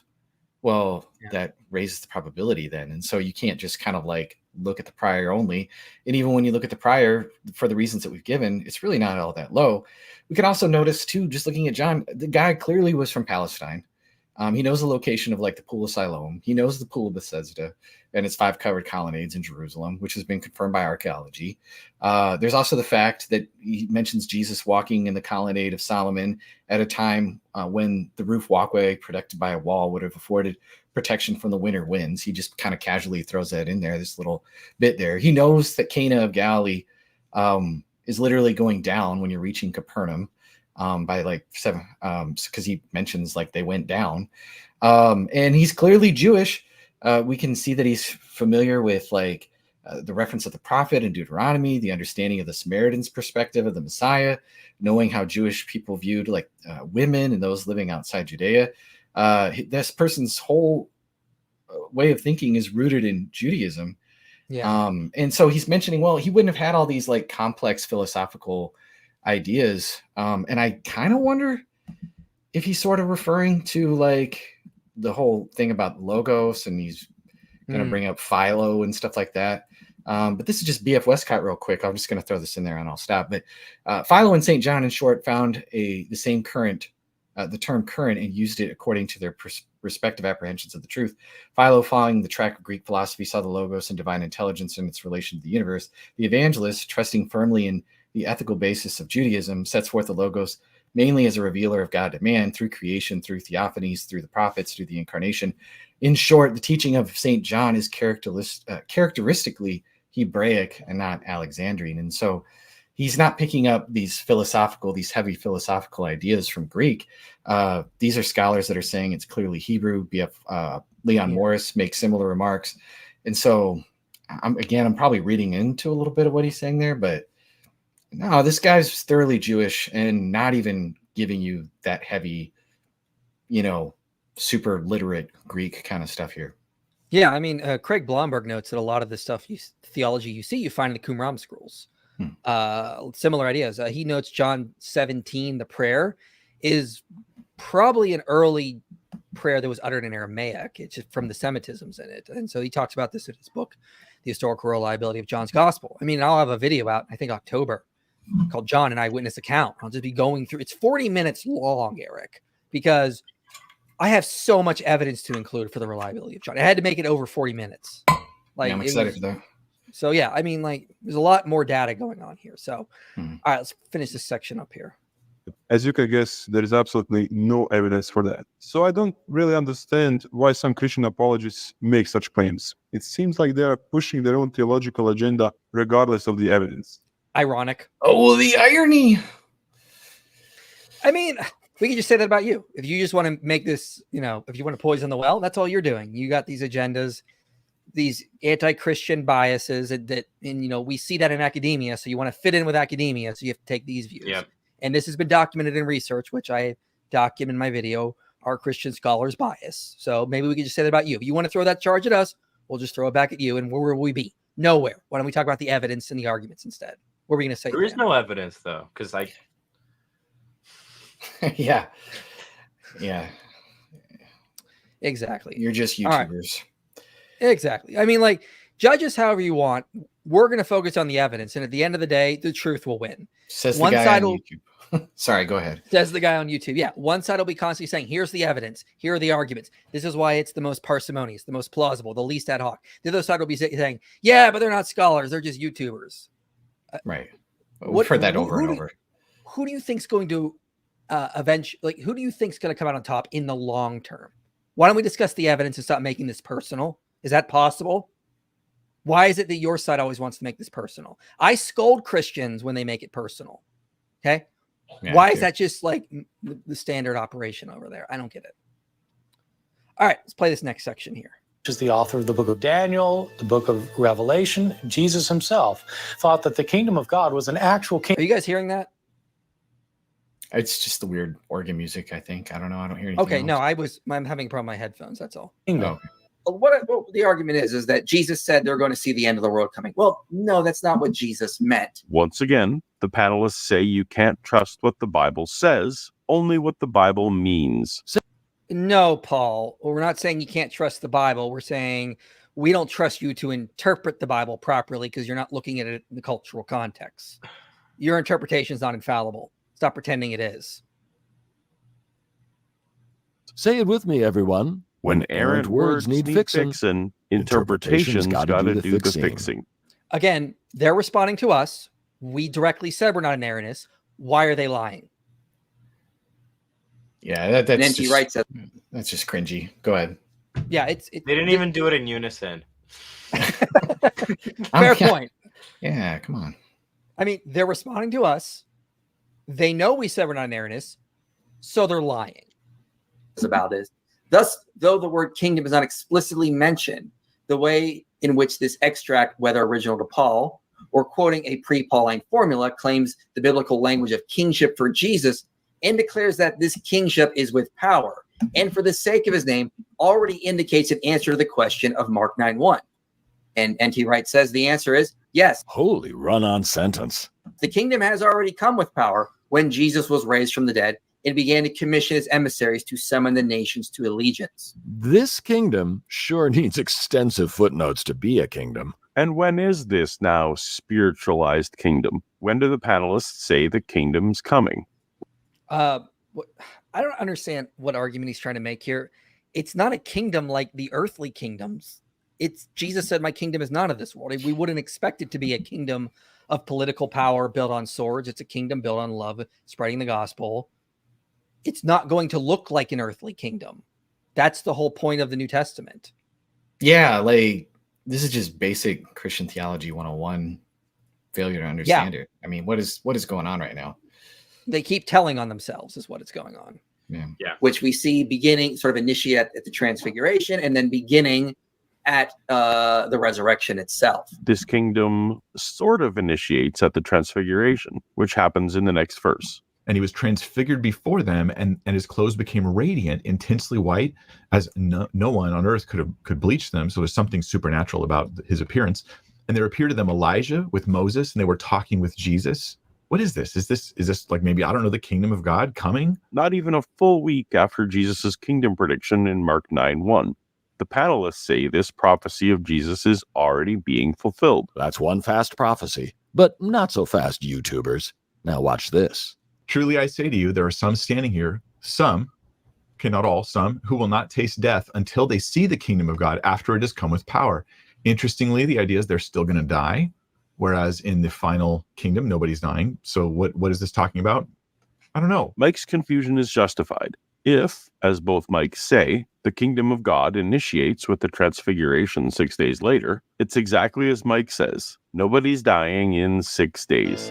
There be some of them that stand here. Standing where? Standing here. Zip it, Satan. Keep it down. Okay, what about us? Some of you shall not taste of death. Before next week. I don't know what they're reading. The passage says they shall not taste death until they see the kingdom of God coming with power. Not that they will never taste death. If I said in 2012, you will not taste death until you see Donald Trump as president, did that mean I would say no one was going to die? No, yes. I said you'll be alive until you see Trump, and then you might die after that. Like, you will die after that, obviously. But I mean, like, you get the idea. Like, what are they trying to say? The verse directly says you will not taste death until you see the kingdom of God coming with power. Yeah, I'm just not sure. I mean, and again, I said this before. This is a cryptic saying of Jesus, and I think it's cryptic on purpose. Why? Because the transfiguration happens after this. Jesus tells James, Peter, and John to tell no one what they saw. So it makes sense that the prior statement, which is about the transfiguration, would be cryptic on purpose, because Jesus didn't want people to know about that while he was still preaching. So we would expect him to be cryptic, saying things like, you won't taste death until you see the Son of Man coming, or these kinds of things. I mean, so... Jesus never spoke in riddles. Come on, guys. No, never. All right, I got two more short sections to play, and then we can wrap this up with some super chats. This is a very important point here, though. Stated. Unlike the issues related to the authorship of the New Testament Gospels or the apocalyptic framework of Jesus' public ministry, the scholarly community remains divided here, with figures like Bart Ehrman questioning Jesus' burial story, whereas Dale C. Allison affirms its historicity. This instance exemplifies, in my opinion, a moment in the movie where a more nuanced presentation could have provided a clearer view of the debate surrounding the historical authenticity of Jesus' burial. I can be errant. Okay, so they did admit that they were wrong, that the scholarly consensus is that Jesus wasn't buried. There's a division going on here. And it's just kind of like an interesting point, because given what we've all said, didn't we say, yeah, you need more nuance in so many other places? Because the whole documentary was just this endless false dichotomy. So why are you accepting that here when you've been corrected by the scholar, but not in other places where we can clearly point to other scholars saying, no, there is more nuance. There are other interpretations. There are other ways to understand this that fit with the cultural context better than just a strict literal hyper literal reading. Right. Yeah, I mean, at least kudos for them for owning up to it, I guess. But like, you there? You guys can't hear me? Oh, yeah, now I can hear you. Oh, it might be my headphones, actually. It's you. I was able to hear him right away. All right, I'm gonna fix them. You go ahead. I'm gonna fix them. Yeah, no worries. I mean, kudos to them for at least like having a mea culpa moment there and being willing to admit that they're wrong. But you know, let's maybe have a little more of that instead of like a lot of the shade throwing and I don't know, some of the other less than stellar arguments. And so, yeah, it is kind of, I have the question too, like why here? But kind of misrepresenting, mischaracterizing it elsewhere.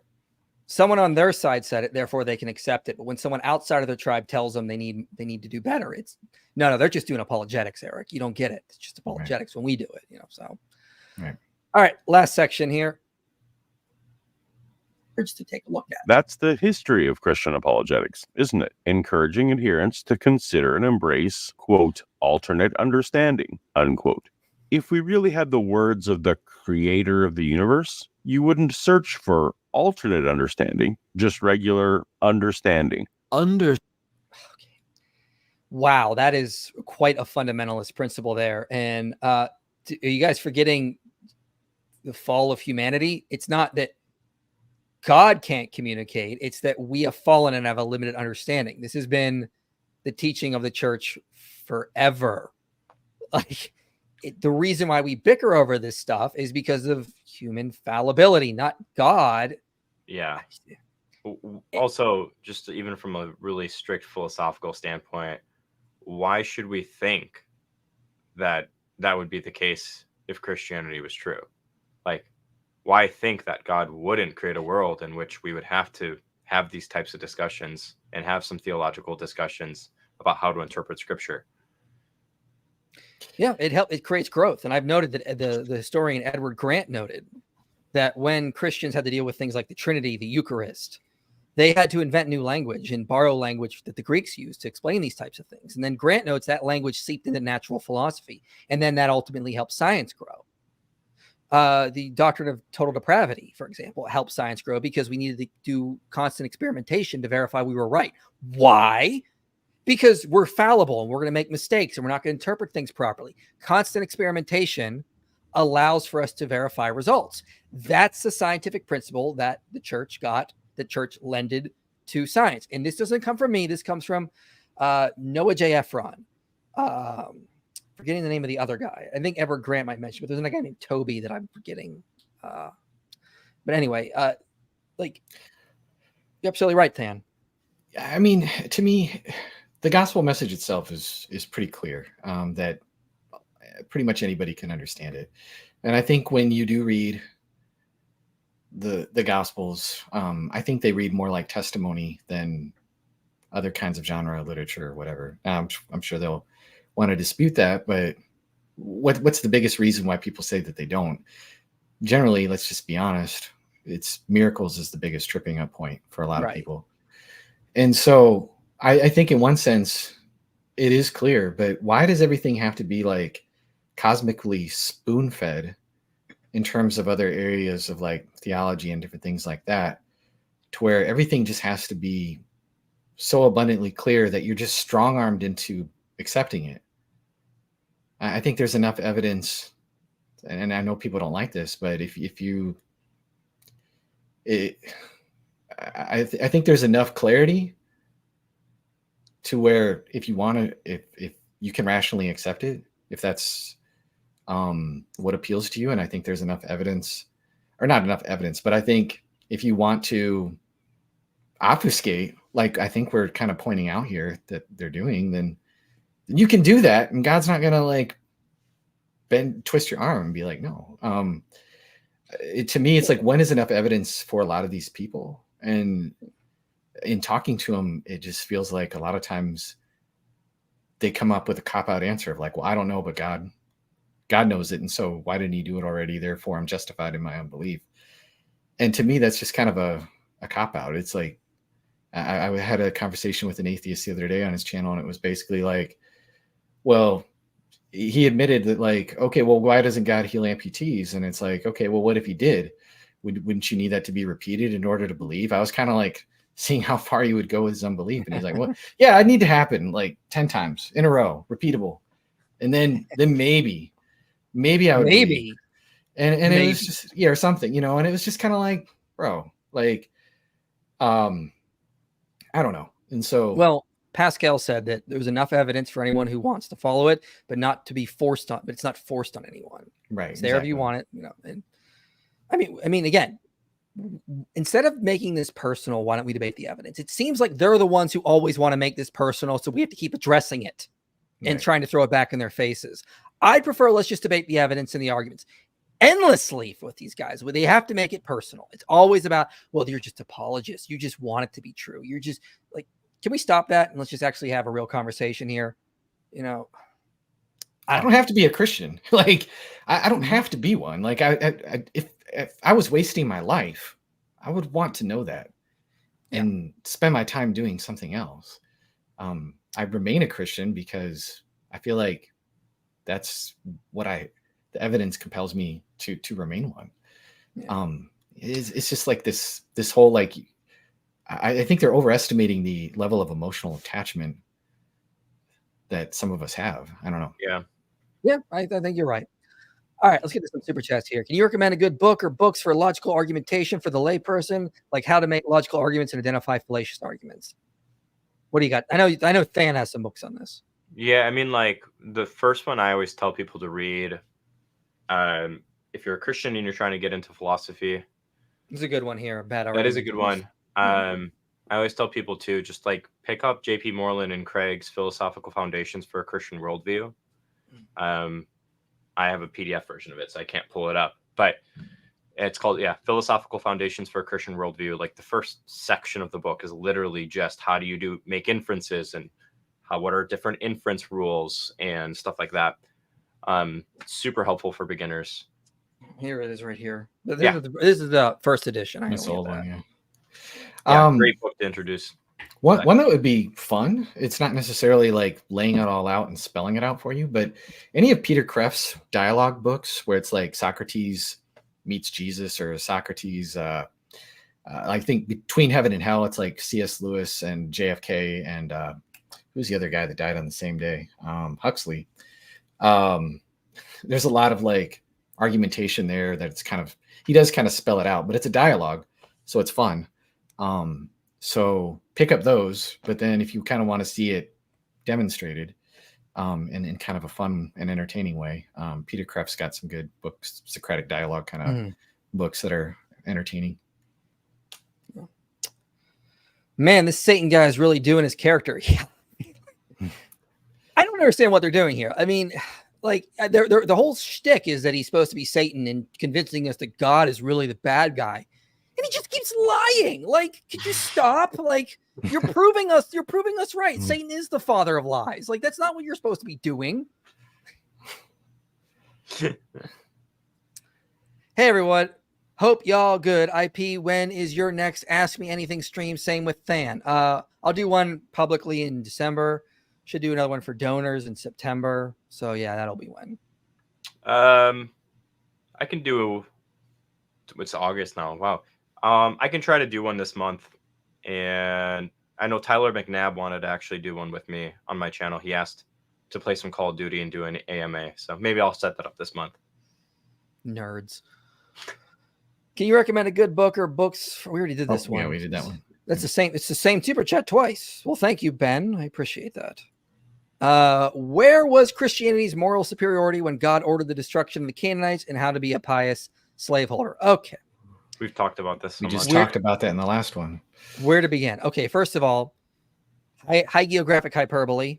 Most of it was directed at the Amorites, invaders that the Amarna letters talk about. So invaders were coming down, and most of it is directed towards them, as well as the Philistines, which Deuteronomy says they come in and they took the homeland of others as well. So it's high geographic hyperbole. It's kicking the invaders, mostly the Amorites, out of the land. It's kicking out people engaging in like child sacrifice out of the land for their sin as well. So that needs to be considered. You could see, like, K. Lawson Younger Jr. has written about this. Paul Copan as well, although I don't agree with him on everything. Slaveholding. Okay. Jesus said in Matthew 19, the law of divorce was given because your hearts were hard. 1 Samuel 8 says that Israel wanted a king. God said, that's a bad idea, but I'll update the covenant so you can have it. Tells us the covenant Israel had with Yahweh was a compromise. It included things for a stiff-necked people. It was supposed to be a moral stepping stone. It's not a perfect law for all people in all times. It's the same thing the British did when they went into India. They outlawed child marriage under the age of 12, and the Hindus and the Muslims rioted. They would have liked it to be older, and they slowly did move it up over the years. But they started with that to get them moving along. Otherwise, they would have had a full-blown revolt and wouldn't have worked anyway. So they started with baby steps. If you're working with free people, you do certain things to help them get over. Like in Saudi Arabia, like, hey, let's let women drive. Not going to give them full rights right away because the people would riot and wouldn't work. Baby steps, it's like slowly warming up a frog in boiling water. You get them to where you want to be. So that's that. You can see my video, The Imperfect Mosaic Law, if you want to see more. Is James truly the biological brother of Jesus? If not, what does the term mean in the context? If yes, why didn't he believe his brother was Messiah? And does this debunk the perpetual virginity of Mary? Well, that's a loaded subject. Come on, IP. Just say you're not Catholic or not. Make everybody happy. To answer the second question, because he grew up with him, Jesus wasn't doing miracles at that point. He was just laying low. And all of a sudden, he just starts going around preaching, doing this type of stuff. It probably threw them off. They're like, you're just this carpenter from Galilee. What do you think you are? It probably also was a little bit of like, Like, how dare you think you're better than the rest of us or make yourself better out to be? Because that was a concept in the ancient world. You claim too much honor for yourself. That brings shame to the people around you because honor was a limited resource.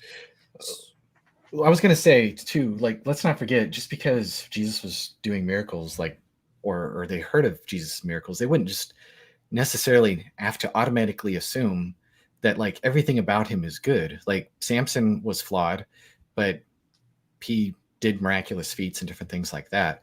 And so I don't think we want to assume miracles, therefore everything about Jesus was right in the sense from his brother's perspective. Obviously we believe Jesus was totally sinless, but that doesn't mean at that particular time they would have necessarily thought that, even given his reputation.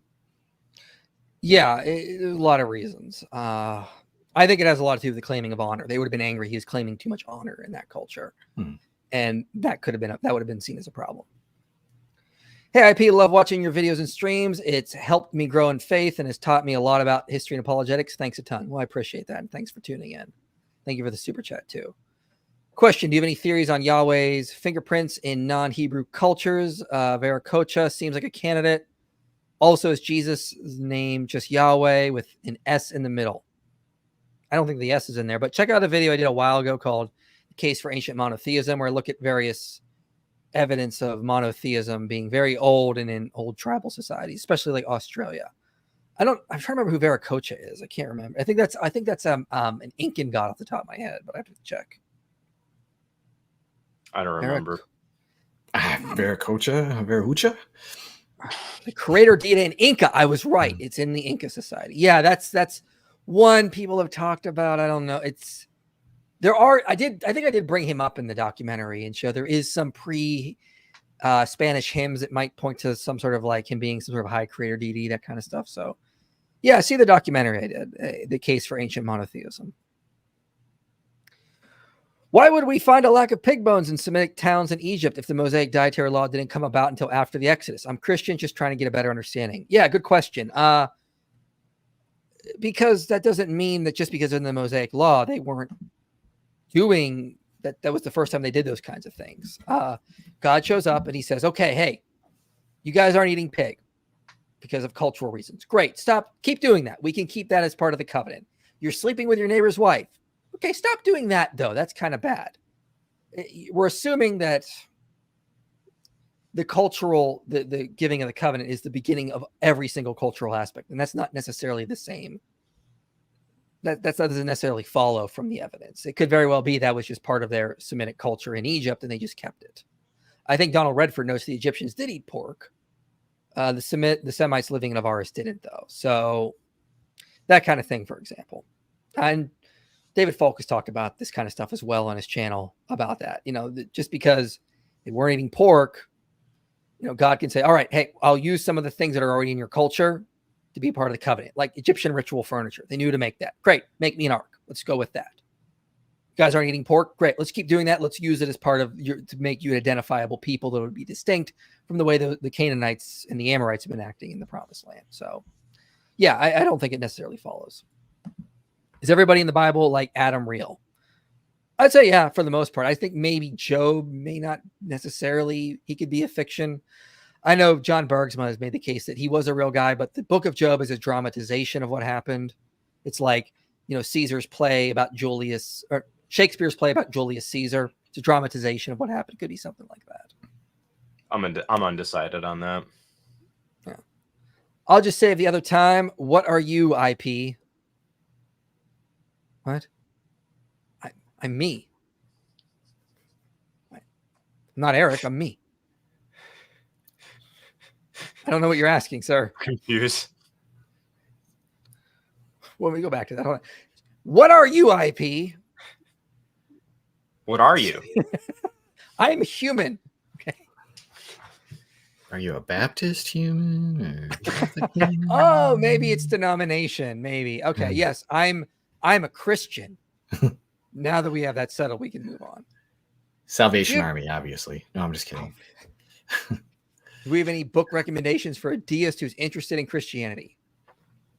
Yeah. I got one. Joseph Butler, The Analogy of Religion. Definitely. It's an older book. It's from the 1800s, but he's writing specifically to the deist. And he's basically like, here's why revealed religion makes more sense than deism. And on your guys' own ideas of deism, there's no reason to reject Christianity. Super interesting. I think every person interested in apologetics should read that book at least once. Yeah, I would DM say me the name of that book. I've Go never ahead. heard of it. You go ahead first. Oh, I was just telling Eric to DM me the name of that book so I can get it. Yeah. If you Evidence for Christianity, I'd start with Investigating the Resurrection of Jesus Christ by Andrew Loke. I found that to be a pretty good book.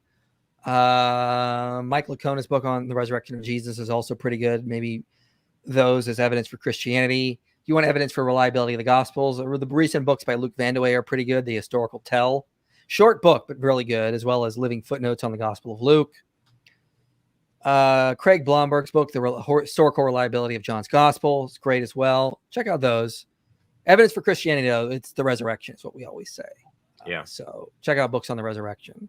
But yeah, I know the three self-patriotic movement. So I only know what he's referring to because I just took that weird denomination quiz, and that was the thing that came up, and I was like, what in the world is that?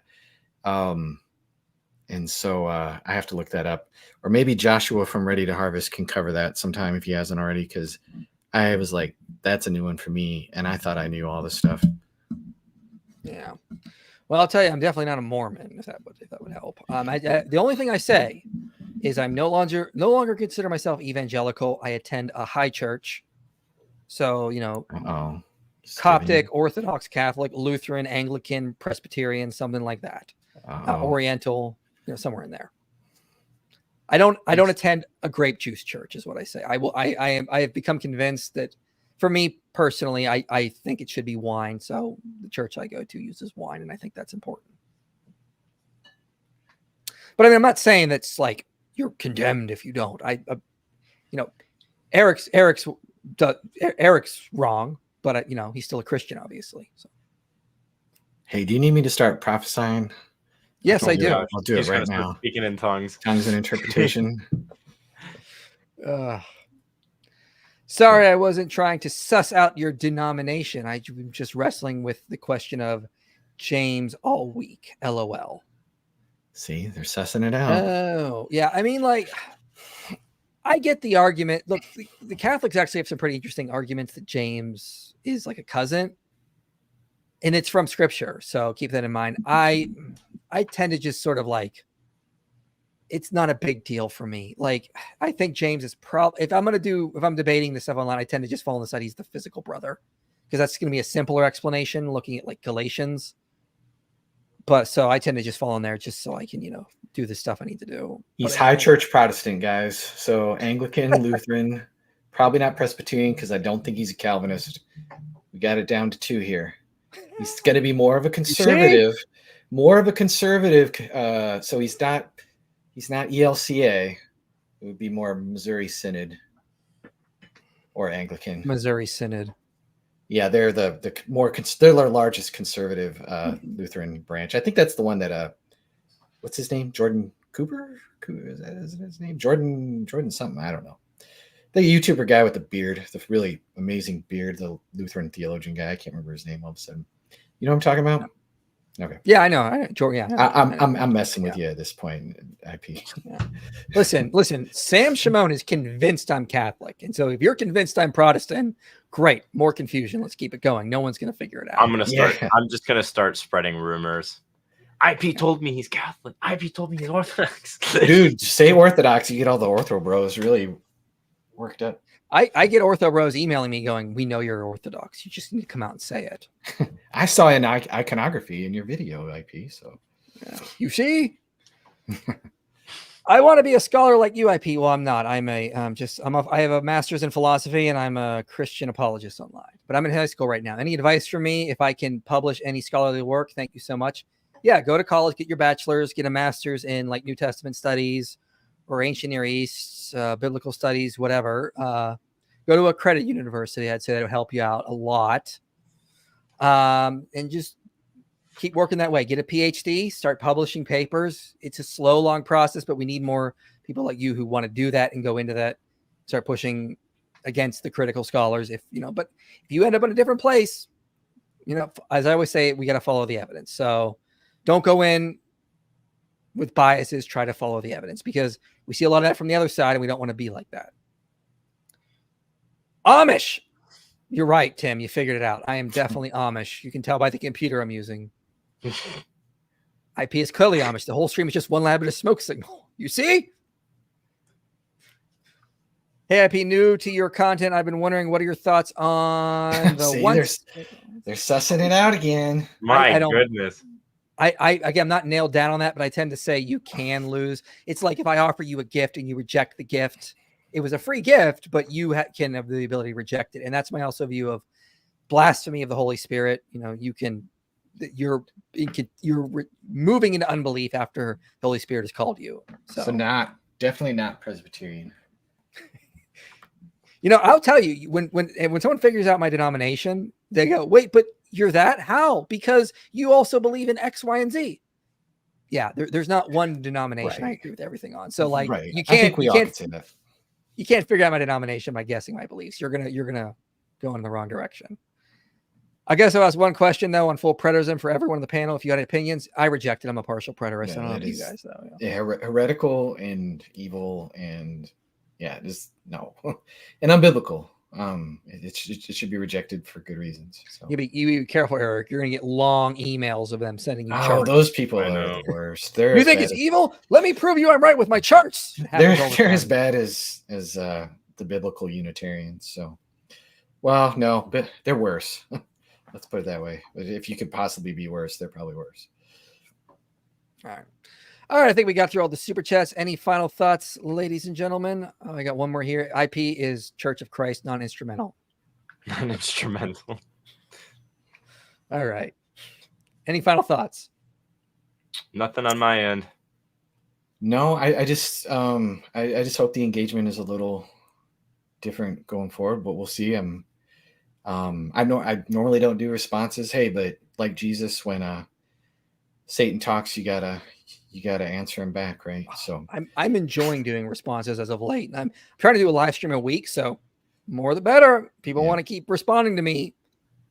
I got a live stream a week I can do, so I'll just put you in the rotation. So maybe free content. Yeah. Super chats have been helping a lot. So yeah. So you're saying one can't slip from the Father's grasp after receiving. That's not what I said. So, what's a good accredited Bible college that's online? I don't know. Good question. I have to think about that. I don't know them off the top of my head. I don't either. Sorry. I mean, you got to research this stuff and figure out a university that's good for you. Works with your budget, provides the needs that you. Yeah, there's so many factors that are going to go into that. So. All right, everyone. So that's Satan's Guide to the Bible. They've attempted to show they didn't do propaganda. They did more propaganda. And again, I was like, how do I respond to this without saying it's propaganda? It'll come across mean. Well, it is. At the end of the day, it is what it is. You're going to lie and say we've not been teaching this stuff. Okay, we're going to call you out. That's just wrong. Yeah. Anything you guys got? What do you got coming up on your channel, Eric, and then you, Than? My channel, I'm working through a series on Bible contradictions, but instead of kind of going through, like obviously IP, you got a lot of stuff on contradictions and like historical errors and things like that. I want to talk about how to think through these things and recognize certain patterns. And so instead of me kind of like whack-a-moling every single contradiction that's out there and just making a big long series, I want to talk about like, maybe scholars bias against harmonization and why that's wrong, or how sometimes scholars cherry pick the Gospels and create development patterns that aren't really there, or maybe talk about arguments from silence, or just the different kind of like wrong ways that sometimes these biblical scholars look at these things, and so that people can actually identify the patterns for themselves, so they don't need to look up, where's the answer for this one specific contradiction. They're used to identifying the patterns and dissecting them on their own. What about you, Than? I got my last episode, I guess, of my Mark series, where I just like outline high Christology in ways that people haven't really thought of before, kind of pointing to the chaos Kampf and the mixing of Mark's gospel with the chaos Kampf. I guess I'll have an AMA with Tyler McNabb sometime this month coming up. I have a lot of fun stuff planned, but this summer is just super busy. I have some speaking events. I'm officiating another wedding this month. And then I got a really big speaking event in El Paso, Texas that I'm prepping for. So content is a little slower right now. It'll pick back up in the fall. Yeah. Yeah, I'll be continuing the reliability of the gospel series. I will be doing the one coming out next week will be on Matthew, arguing for that reliability. Then the one on Luke, which is like going to be close to 40 minutes, will be in September. Then the one on John is in October. Then I've got one on like the whole collection of gospels that Eric was helping me with for November. Then in December, I got a video on the top 10 myths about Constantine. Good old Constantine. Anytime I hear the word Constantine, I'm like, ugh. I'll look at that. I've not looked at that video. I'll take a look at it. So I'll try to that'll be fun. take a look at that video. What's your takeaway? Appreciate the comment. So, all right, we're going to close this out. Thanks for coming, everyone. I should be back live on my channel Monday with the Dizzle. That is the David Wood, because Muslims are really bad at life. So, all right. Last super chat. Why is full preterism heretical? I told you. Come right in. I am one. I could be wrong, but it seems compelling. Don't see it. I don't have time to go into that right now. We're trying to close out. Because the resurrection has not happened. There you go. Said. I think that's obvious to anybody that has half a brain and can see. Acts 1, the way Jesus went up is the same way he'll come back. Okay, that didn't happen. So we're not in full preterism. Okay. All right, we'll see you guys later. Thanks for coming, everyone. I'll be back again, as I said, live on